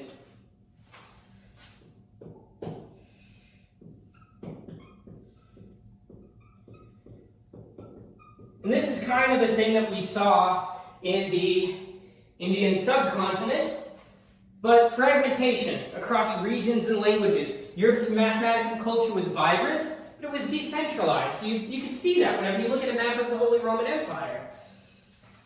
German Cosus, Italian algebraists, English educators, French symbolists, they worked in parallel. Notation was inconsistent. Be divided by m in Italy, plus or minus in Germany. Verbal in England, mixed in France, nationalism and confessional divides due to the Reformation and Counter-Reformation further fractured mathematical discourse. The Renaissance had awakened the mathematical faculties, but not yet unified them.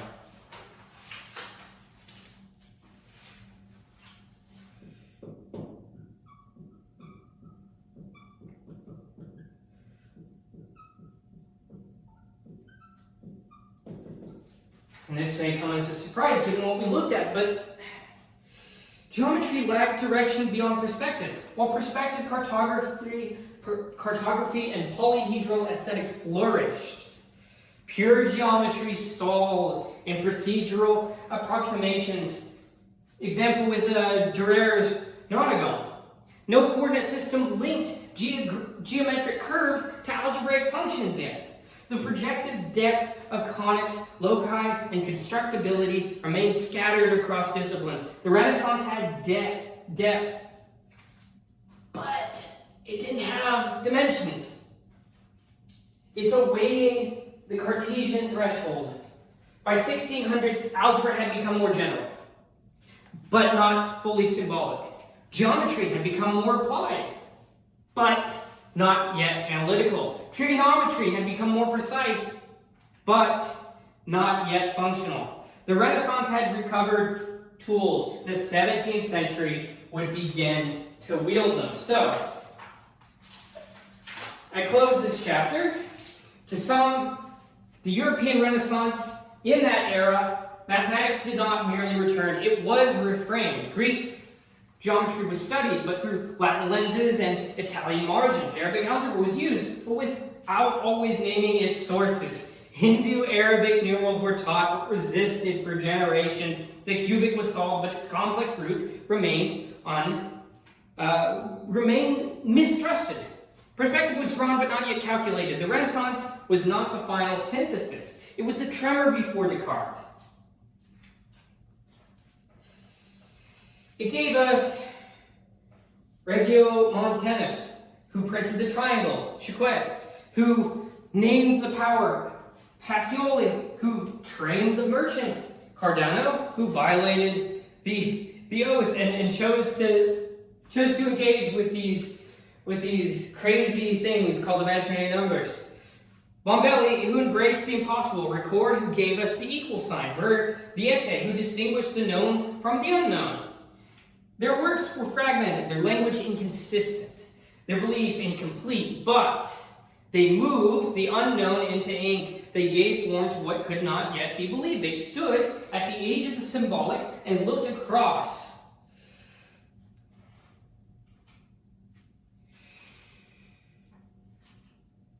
So, picture this. You are Viète, or Ricord, or an anonymous Reichenmeister copying powers in candlelight. You don't know the Cartesian plane. You've never seen an algorithm in your life. You mistrust negatives. You don't believe in I, you don't believe in imaginary numbers. But you solve anyway. You write anyway, you define, you calculate, you preserve. Not because you have clarity per se, but because you see where the logic leads. You have memory and you have a vow to that logic. What symbol do you preserve? What notation do you risk? And who, for centuries later, will know what you did? So, let's get into a bit further of this, since we covered 2 chapters here in this lecture. Which, you can tell by how long this lecture is going on, that it covers 2 chapters and 2 very thick chapters. So the first one was mainly focused on the European Renaissance. Now, we go beyond that to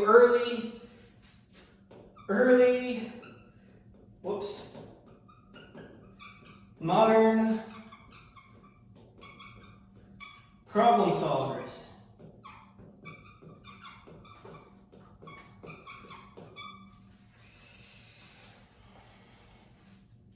So this is going to be during the time of the Iberian Union, which, some of you might know what that is, from 1580 to 1640 AD.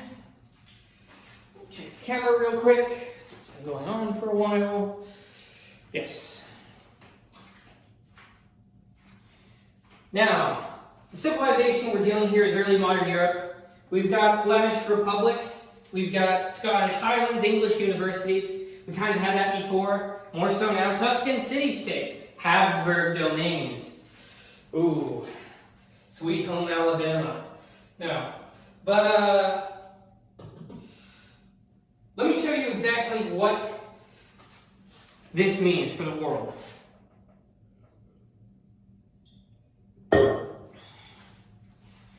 Now I've got to draw the world map. Lucky me. This is not going to be good, but we'll make do. Okay.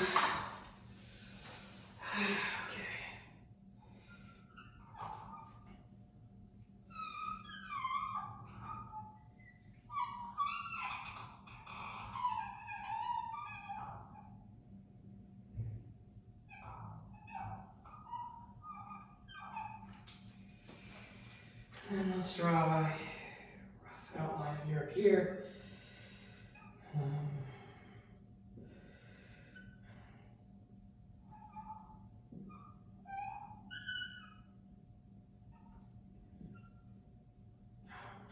There we go.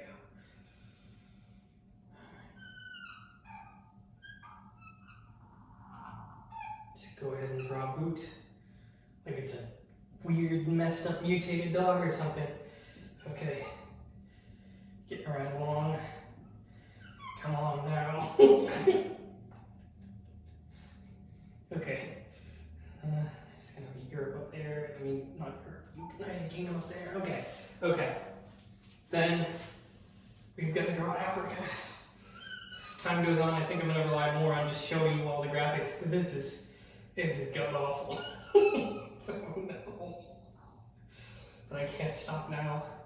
It's too late. Okay. This is supposed to be Africa. And this is supposed to be the Arabian Peninsula. That's supposed to be the Red Sea. It's all just a mess. Goodness gracious. Okay. Oh boy. Okay. Let's go ahead and put red on the map here, or in this case purple. These are Spanish and Portuguese claims combined. This peninsula, this is the Iberian Peninsula. That's why the Iberian Union is called the Iberian Union. It's a union of Portugal and Spain and both of their colonial empires. So that's like that's a humongous chunk of the world right there. There's their claims and holdings in the New World, and in Africa they've got like a lot of coastline territories.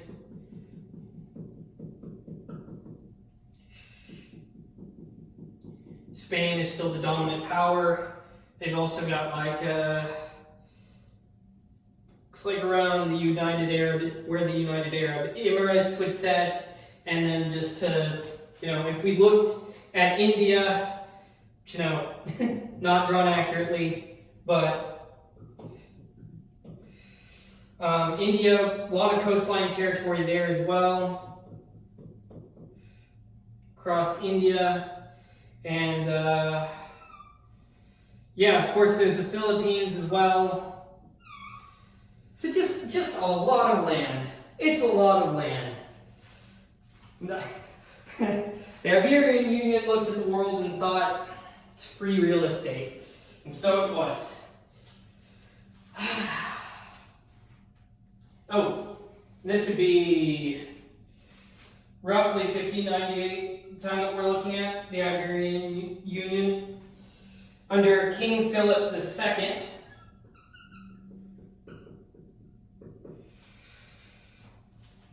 So, in the generation after Viète, Europe shifted again, not in theory but in tools. Mathematics moved from ink to instrument, from proof to practice.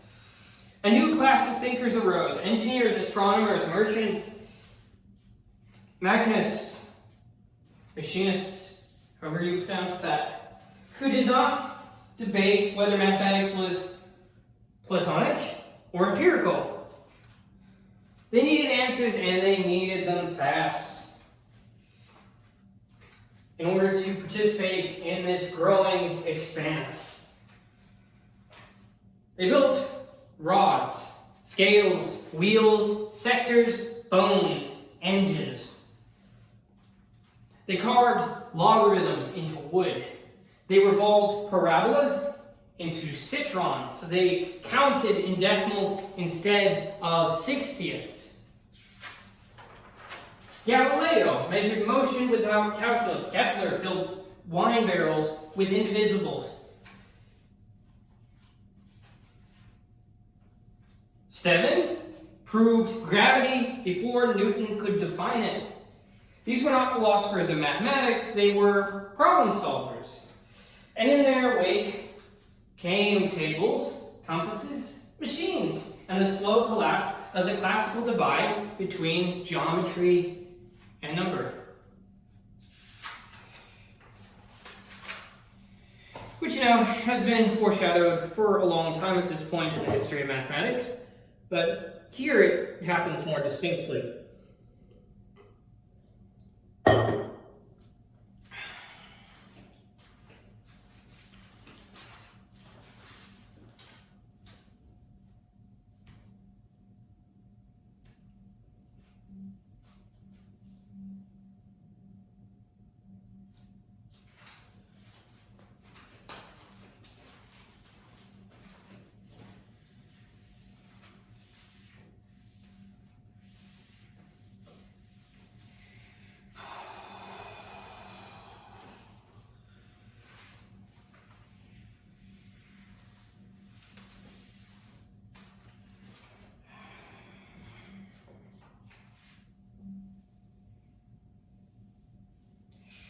Right, so we're running a bit low on time, so I might just end up writing out the notes and just leaving it to you to look through the lecture notes.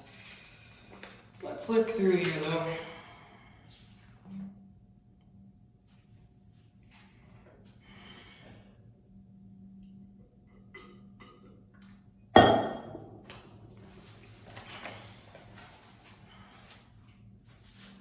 So, faces of the era.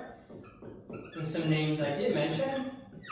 Stephen, which I wanted to just say was Stephen, but I couldn't let myself. So, Simon Stephen was a Flemish engineer, reformer of computation. He introduced decimal fractions.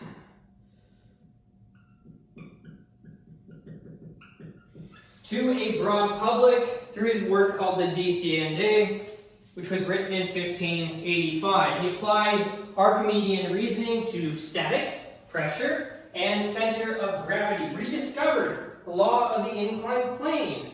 He pioneered positional notation for exponents and symbolic representation of roots, inspiring later algebraists and instrument makers. And here's another big name, one of the biggest names, John Napier, who lived from 1550 to 1617, Scottish nobleman, inventor of logarithms, published Descripto in 1614, and Constructio in 1619. His tables simplified multiplication and revolutionized trigonometric calculation. He also devised these things called Napier's bones. They're pretty cool. The rods for quick, lattice-based, and red-pilled multiplication.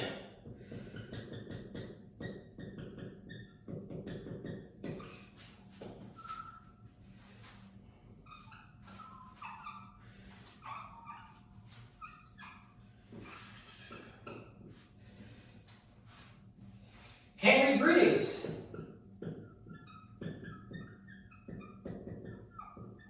who lived from 1561 to 1630. He was an English mathematician who collaborated with John Napier. Proposed base 10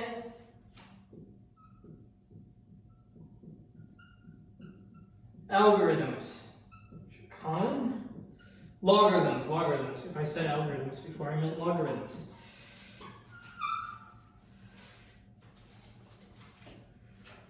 He created the Arithmetica Logarithmica in 1624, tabulating logs to 14 digits, which became the standard for centuries after. He introduced terms like mantissa and characteristic that would become very common in looking at numerical approximations, in numerical analysis especially.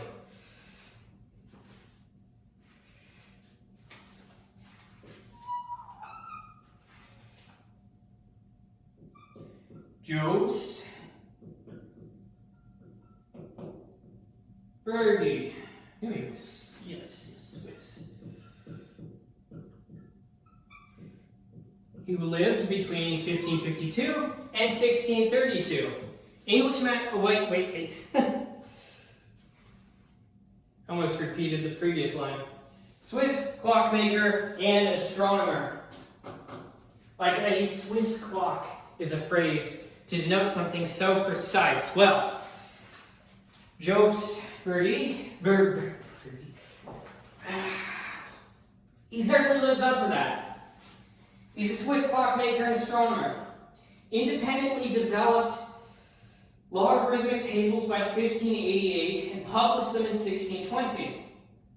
He also constructed geometric instruments and calculating devices rivaling those of Galileo.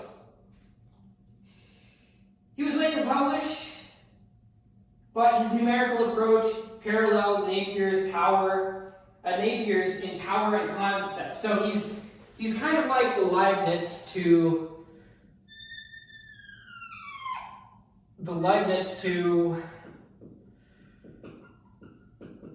Napier in this instance. Whoops.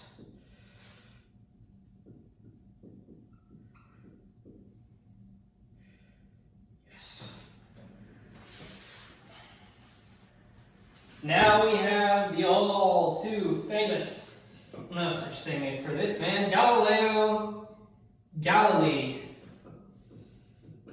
or Galileo of Galilee. Such a fun name to say. You know, that's got to be a reason why he's... it's got to be one reason, right? Why he's so well known. Italian polymath, created the geometric and military compass. 1597. A portable calculating device, used simple mechanical means to solve complex physical problems before formal calculus existed. His compasses, pulse meters, and inclined plane experiments exemplified the blend of instrument and insight.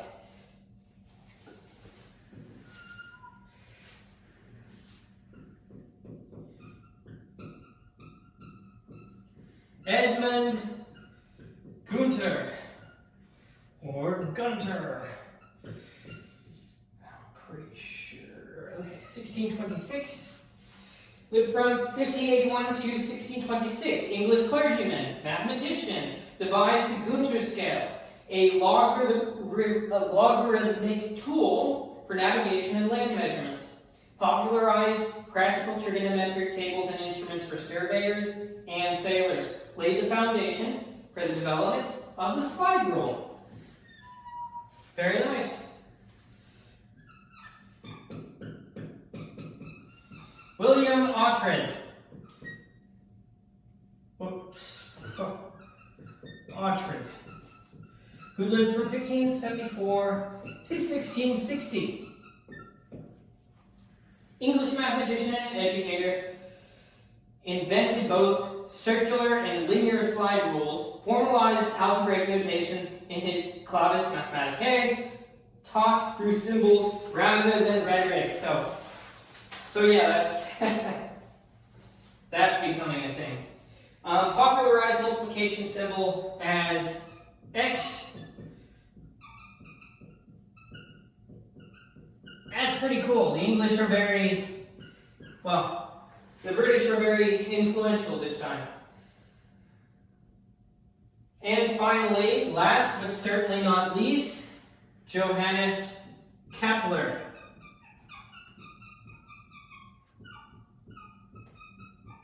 Who lived from 1571 to 1630. German astronomer and geometric thinker, formulated the 3 laws of planetary motion, used invisibles to calculate areas and volumes, a proto-integral approach decades before Newton and Leibniz, applied conic sections, continuity, and spatial reasoning in both astronomy and volumetrics, from ellipses to wine barrels.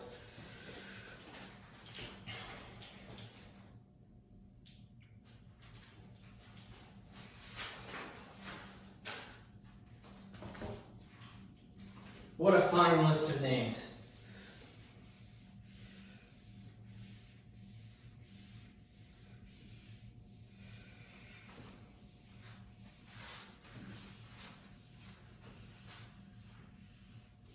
Now,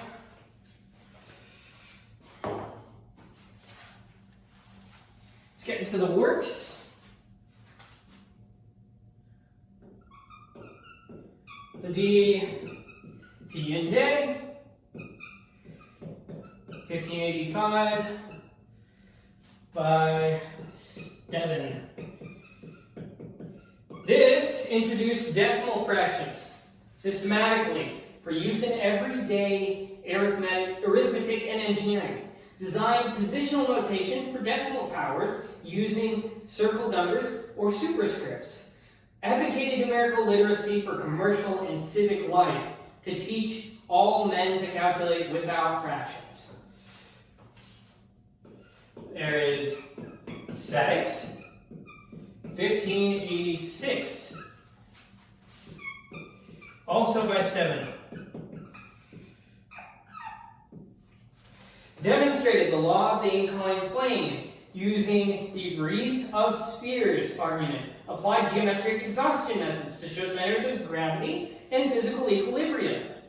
Extended Archimedean reasoning to practical applications in hydrostatics and mechanics. The Descriptio and Constructio.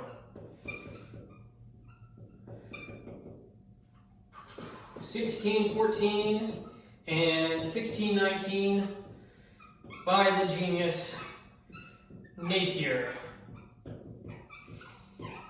Introduced logarithms as ratios of motion, a geometric and numerical simplification technique. Defined logarithms to be a continuous moving point moving uniformly and another decelerating geometrically. Though based on 1 over e, the system anticipated natural logs and enabled dramatic reductions in multiplication efforts.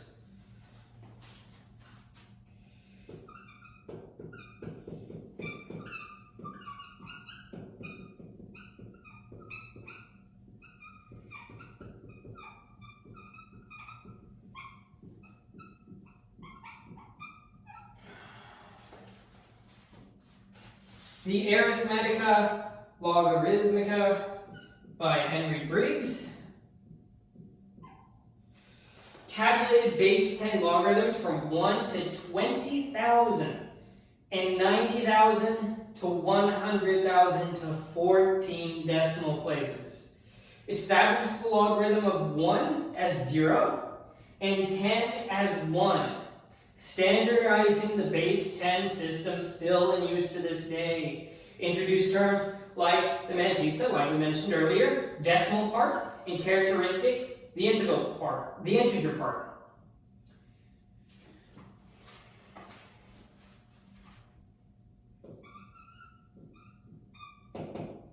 Whoops.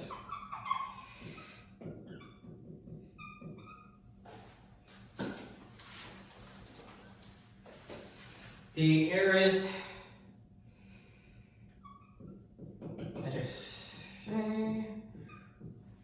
und oh my gosh, that's so German.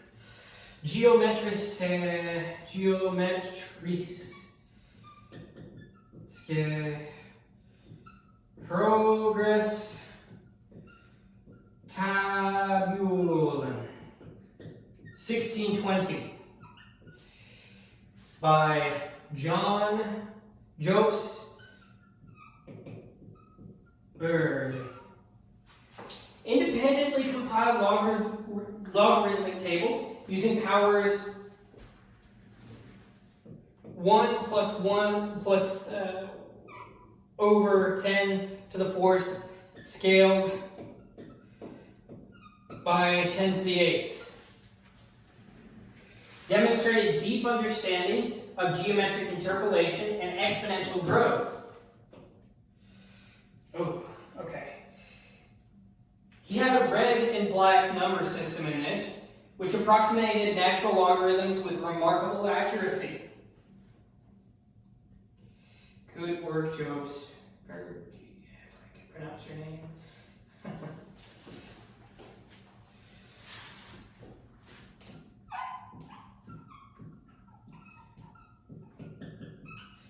And this is also a work, though it's not exactly a book.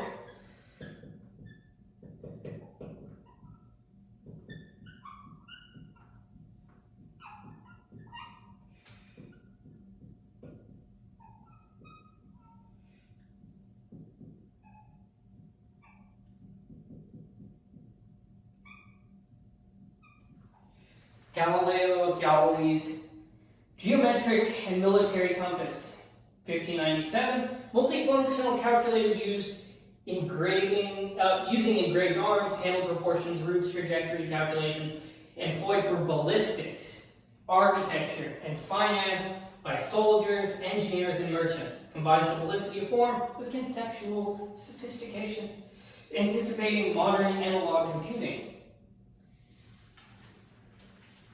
Now, let's look at some other ones here.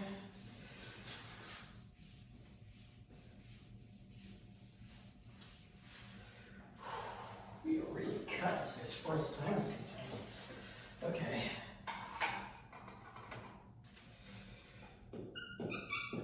Canon Triangularum, 1620. By Edmund Gunter,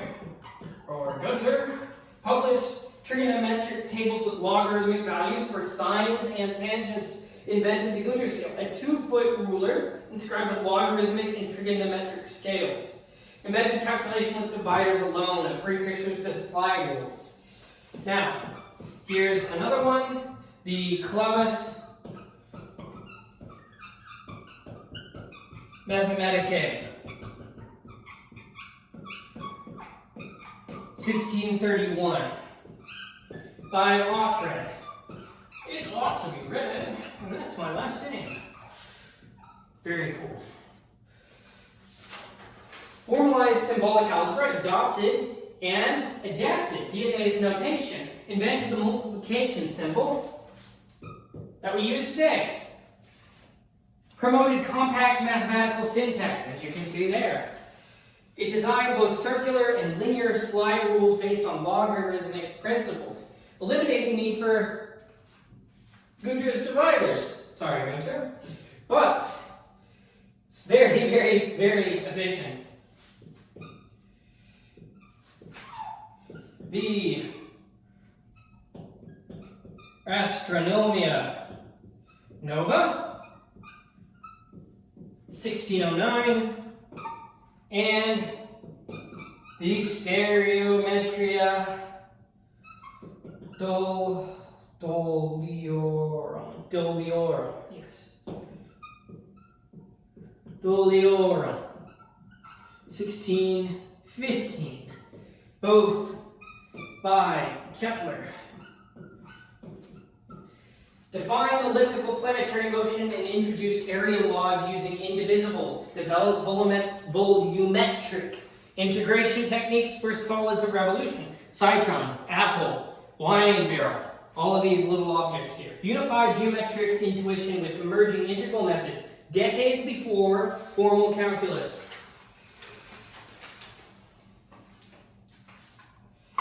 Now, let's get a bit more of a historical overview of this time period that we're dealing with. It's just after the Renaissance, but just before Descartes.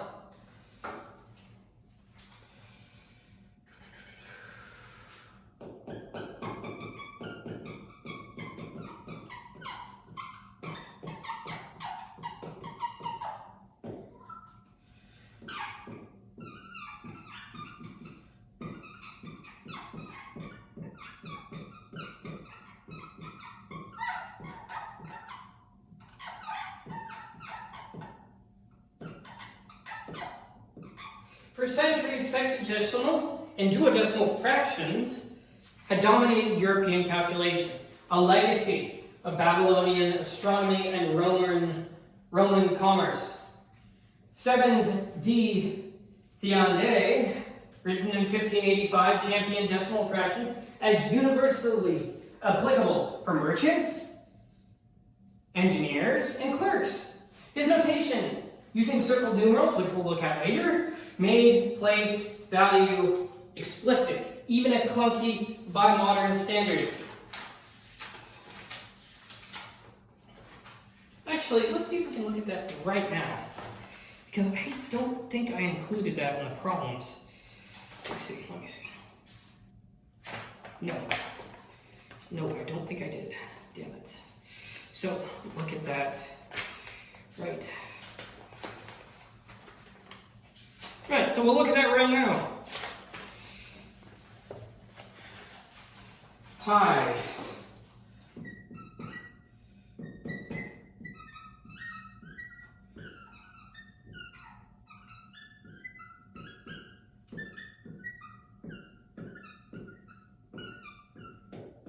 it's conceptualized as such, or it's the weirdest looking thing, but I promise it means everything.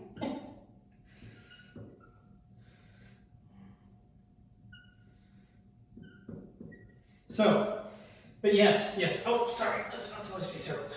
But yeah, this is the notation. Oh, oopsies. Get this rearranged. This is the notation I was mentioning there.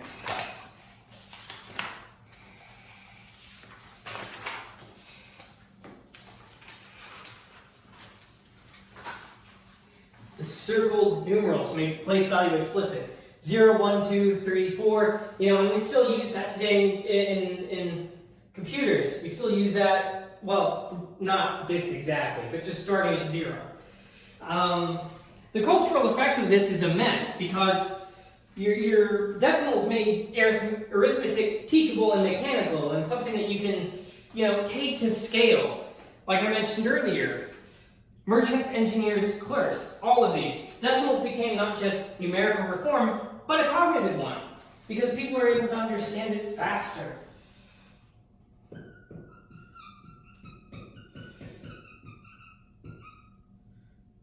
Yes, logarithms, these things come in big play. This is important.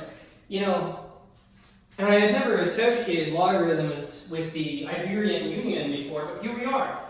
In the age of the Iberian Union, Napier's invention of logarithms collapsed multiplication into addition, squares into doubles. His definition, based on dual motions, uniforming uniform and decaying, united geometry, kinematics, and ratios. Briggs collaboration yielded base 10 tables with intuitive endpoints like log of 1 is equal to 0 and log of 10 is equal to 1. Burgi independently developed logarithmic systems with high accuracy, confirming the idea's inevitability. Logarithms didn't just simplify math, they made precision portable. That's a theme that you can really see throughout the Renaissance and into this time period, is that more portability, more compact, something you can give over and over and over again to many, many people. It's wonderful.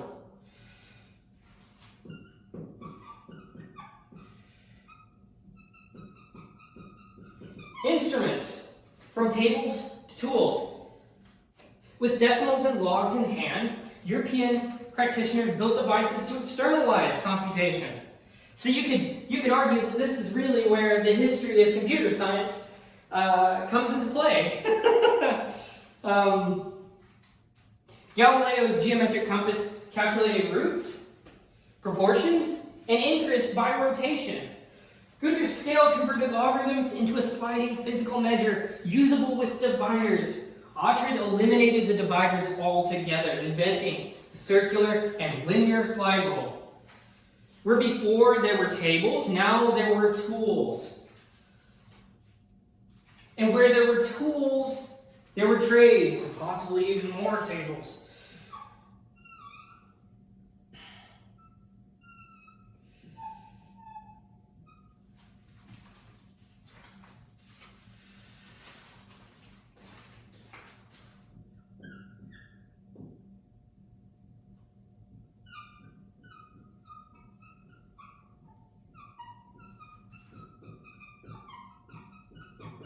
Algebra, symbolic, symbiosis.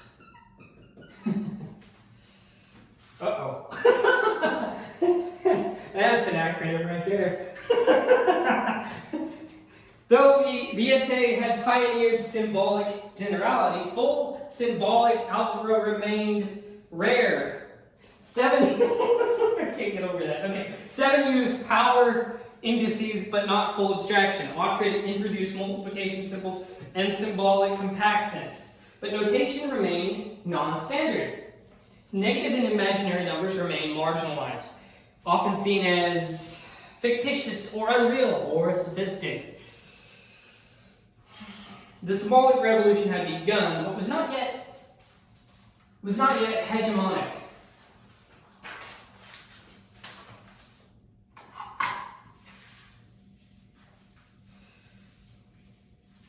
Now, as a final point on the historical overview,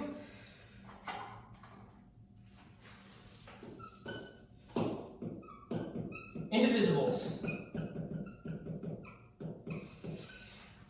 Emerging from Archimedean shadows, in a sense, the pursuit of area, center, and volume.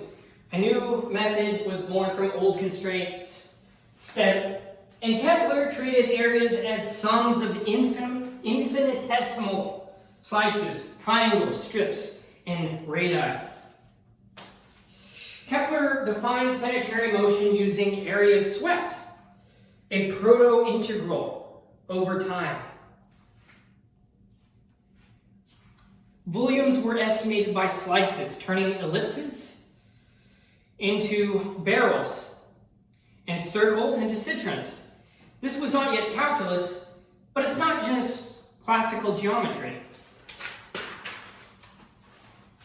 Let's take a look at some problems and solutions of their time.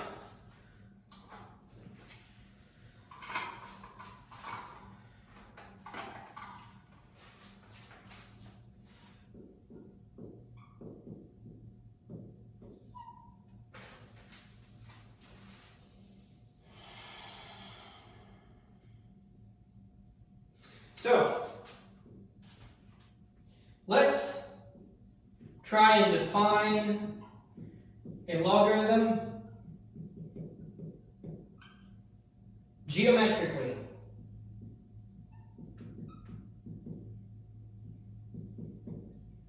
using dual motions. One, uniform.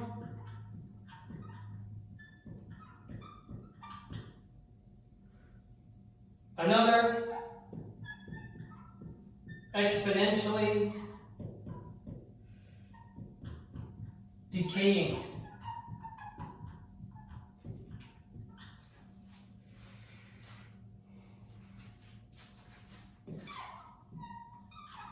By Napier, 1614.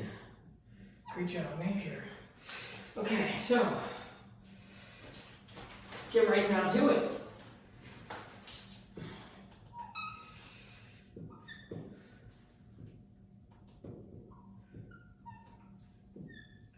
So we have our two things here for each type of motion. D, C, Q, E. So let P move along AB, starting at A, with velocity inversely proportional to its remaining distance to B. Let Q simultaneously move along CE from C with uniform velocity equal to P's initial speed. The distance CQ is defined to be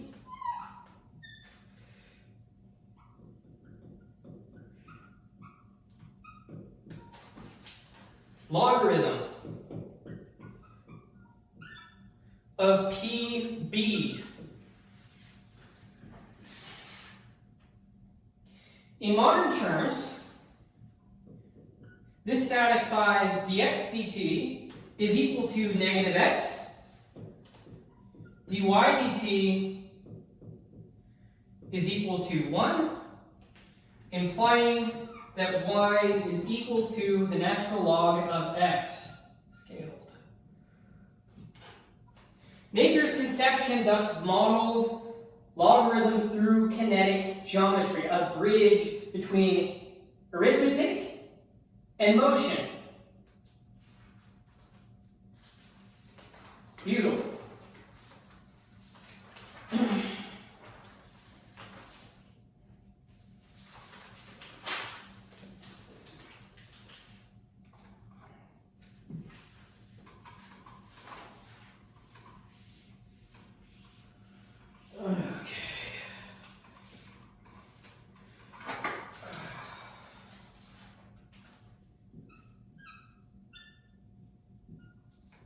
So, problem 2. Use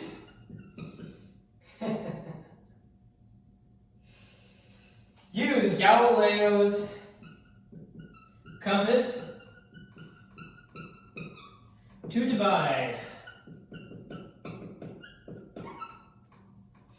a line segment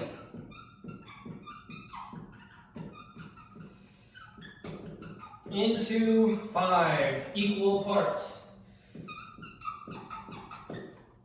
I don't have one on me right now, so that's going to be a bit of a problem. So, but we can play pretend here.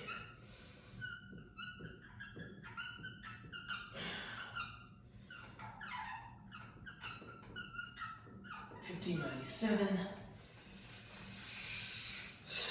What does this compass look like? Well, let me show you. Then it's like that. Those of you who haven't seen it, like so. You have it running along here. That's about right. And we have that there. It's supposed to be roughly equal. 50, 100, 200, 250. 50, 100, 200, 250. So, open a pair of divisors to match the segment length AB. Set Galileo's compass to span between two identical scale values divisible by 5, 0 to 200 on each arm. Without altering the compass opening, move the marks at 40 on both sides. Okay. New distance between divider points gives 1/5 the original length because we divided 200 by 40. So, simple stuff. And then you could use this to divide it into by 5 equal parts. 1, 2, 3, 4, 5. So this is not going to be equal at all, but that's fine. 40, 40, 40, 40. And you can visualize, you can imagine how you might use such an item to do this. And this mechanical proportionality, it replaces the arithmetic division, a visual logarithmic solution. You can just do this over and over again. You won't have to, think about it too much.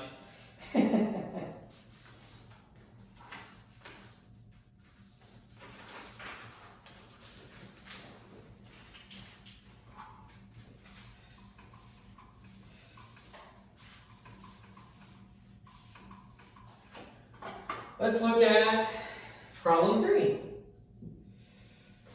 Prove that the center of gravity of a triangle lies on its median using only geometry. This is owed to Stefan. 1586. So, let's get our triangle on there.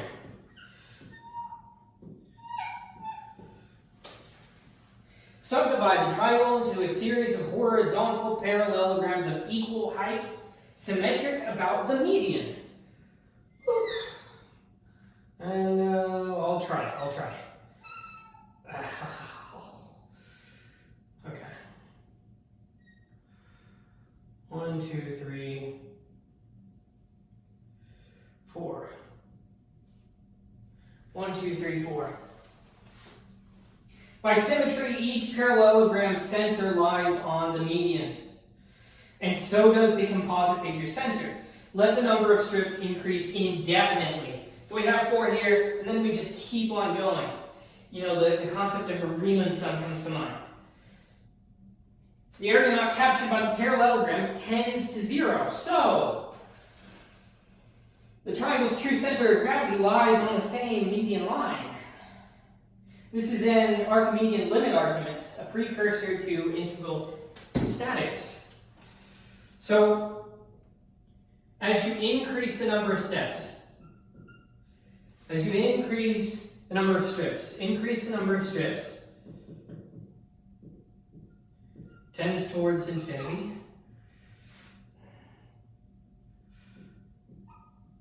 Number of strips tends to infinity. The area not in the strips goes to 0. Clever. So, the center, ergo, the triangle's true center of gravity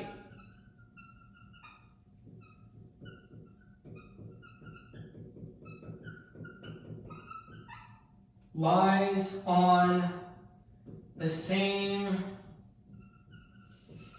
median line. Now, I don't know if I accept this fully, but it's pretty intuitive.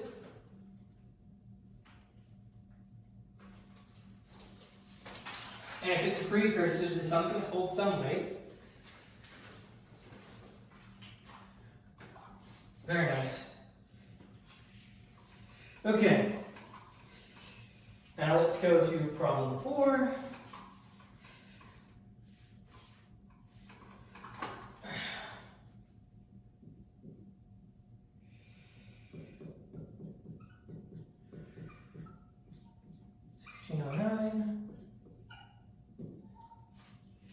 So, approximate the area of a circle using infinitely many radial triangles. Take a look at that. Yep, still going. Okay. So, we have our triangle here. I mean, not triangle. We have our circle here. We want to divide the circle into n sectors. Approximated by a triangle of base BI for the arc length and height R for the radius. And then we'll take the sum of those areas. We have summation, so that's nice. That A is equal to 1/2 summation BI/R, which is equal to 1/2 R times C, with C being the circumference.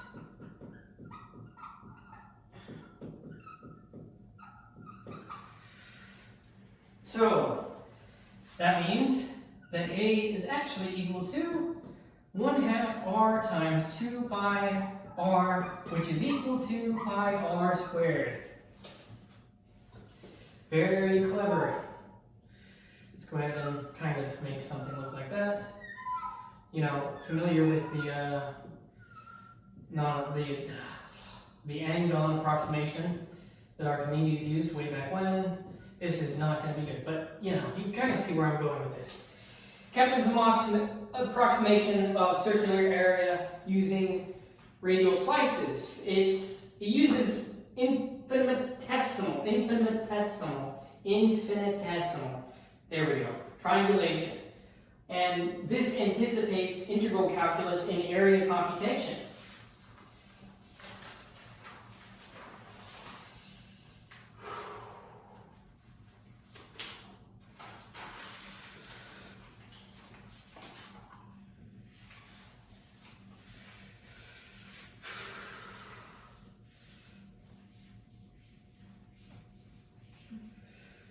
Okay, problem 5.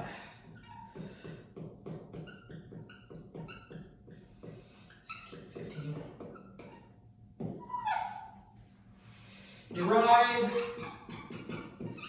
the area of an ellipse from that of a circle via compression of ordinates. Kepler 1615. Whoops. Ordinates.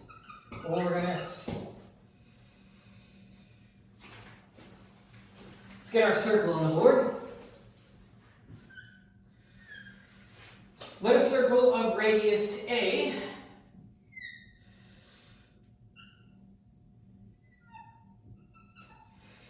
be sliced vertically into infinitesimal strips.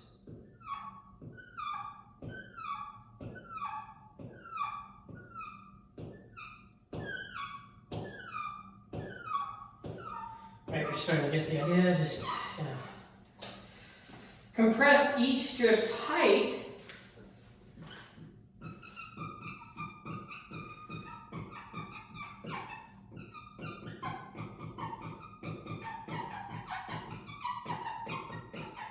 by a factor of BA to form an ellipse. So just imagine, compressing these, right? So each area then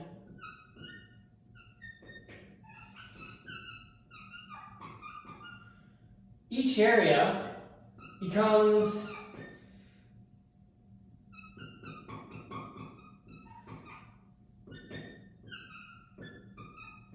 equal to this proportion times. Oh, wow.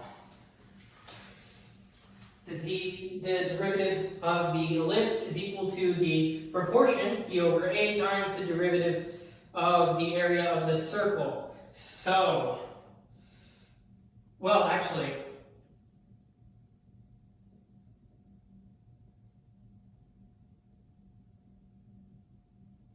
my derivative, sorry. D circle is something different here. Derived area of the ellipse, derived area of the circle. Sorry. Getting carried away because we haven't even reached slide points yet. It's been about 3 hours, so, give me a bit of a break here. So, the total area is equal to pi a squared times b a, which is equal to pi ab. So this generalizes area by transformation, a hallmark of modern integral calculus. Before Leibniz and Newton get to the forefront of that.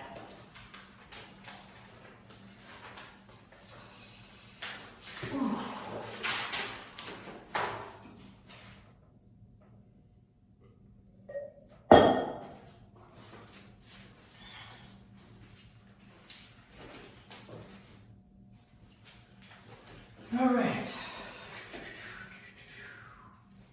This is going to take a while to upload. That's fine though. Okay. So let's talk about the decline and disruption of this age.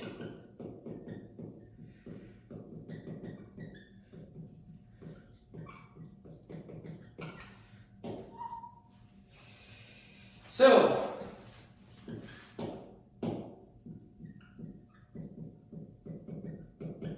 computation without conceptualization.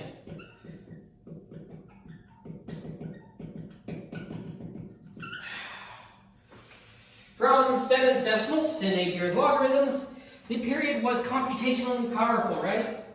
But it's conceptually fragmented. Logarithms simplify multiplication, but they lacked a unified exponential model. Decimals became widespread, but were viewed as notation, not number theory. Geometric compasses could perform operations but not yield general laws. It was a golden age of answers, but not yet of unification under theory.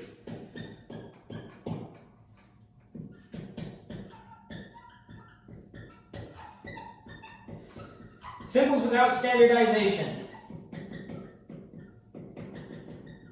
Well, Viète and Ch8 advanced symbolic algebra. The field remained deeply inconsistent. Multiple notations for powers, roots, equality, and negatives coexisted across countries. Even the multiplication sign, which I'm just going to keep writing every time I say it, was only recently introduced and not universally accepted.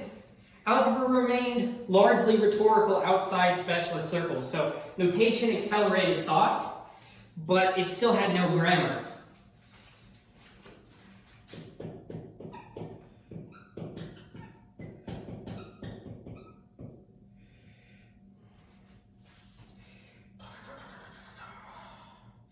Indivisibles without foundations. Oh no. And what is a house without foundations but a shack destined to fall? So, indivisibles without foundations. Kepler and Steven used indivisibles to approximate areas of blues but lacked a rigorous notion of the infinite, the idea of a strip. or a slice worked in practice but not in principle. Archimedean exhaustion was invoked but not proven. There was no limit theory, no epsilon delta, no conversions, no real number systems. It was intuitive, but it wasn't, laid pencil to paper bare. They had glimpsed integration, but not continuity.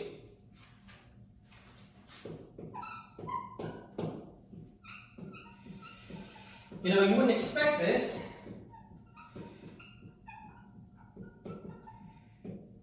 Geometry separated from algebra. Though geometry thrived in tools, compasses, sectors, and projections, Keplerian ellipses, Galileo's parabolas, it was not yet analytic. Cartesian coordinates did not exist. Algebra could not describe curves. It could not, nor could geometry express functions. The two great languages of mathematics remained mutually unintelligible. It was not ignorance, it was just the isolation of these two.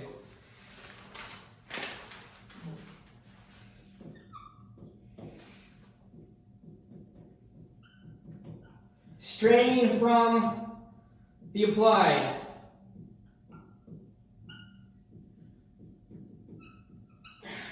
What do I mean by this? Kepler's ellipses and Galileo's accelerations all demanded a new mathematics. The ellipse resisted circular explanation. Constant acceleration defied finite arithmetic. Planetary laws were geometric in shape, but algebraic in dependence. They didn't have a language to really talk about that in that way. The instruments had done their job. They made the they made the classical system untenable. They weren't able to hold that structure anymore. The world is what we know about the world at this point is too big to be captured by that.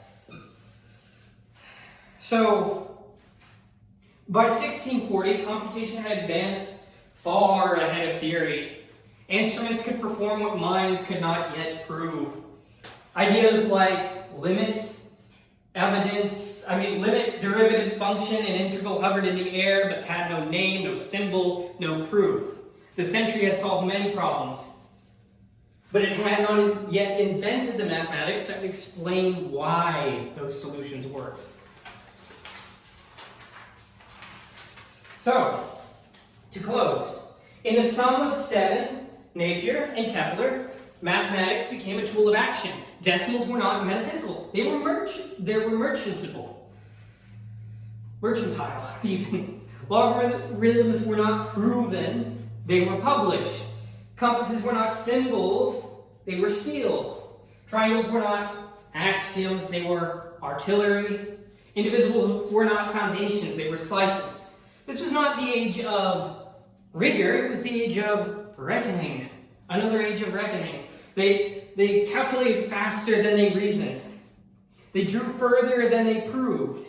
They measured beyond the reach of their definitions, and yet they multiplied without tables. They approximated without calculus. They proved with balances, rods, and wedges. They knew what worked, even if they couldn't say why. So picture this. Your Napier or Stevin or a naval cartographer holding a scale. You do not have a derivative. You do not know about the integral. You have no formal definition of a function, nor of convergence, nor of a limit. But you hold the compass, you slice the circle, you compress the ellipse, and it works. You don't see the future, but you lay its groundwork wedge by wedge, digit by digit, rod by rod. What instrument do you build? What approximation do you dare to trust? And who, one generation later, will see the theorem inside your tool?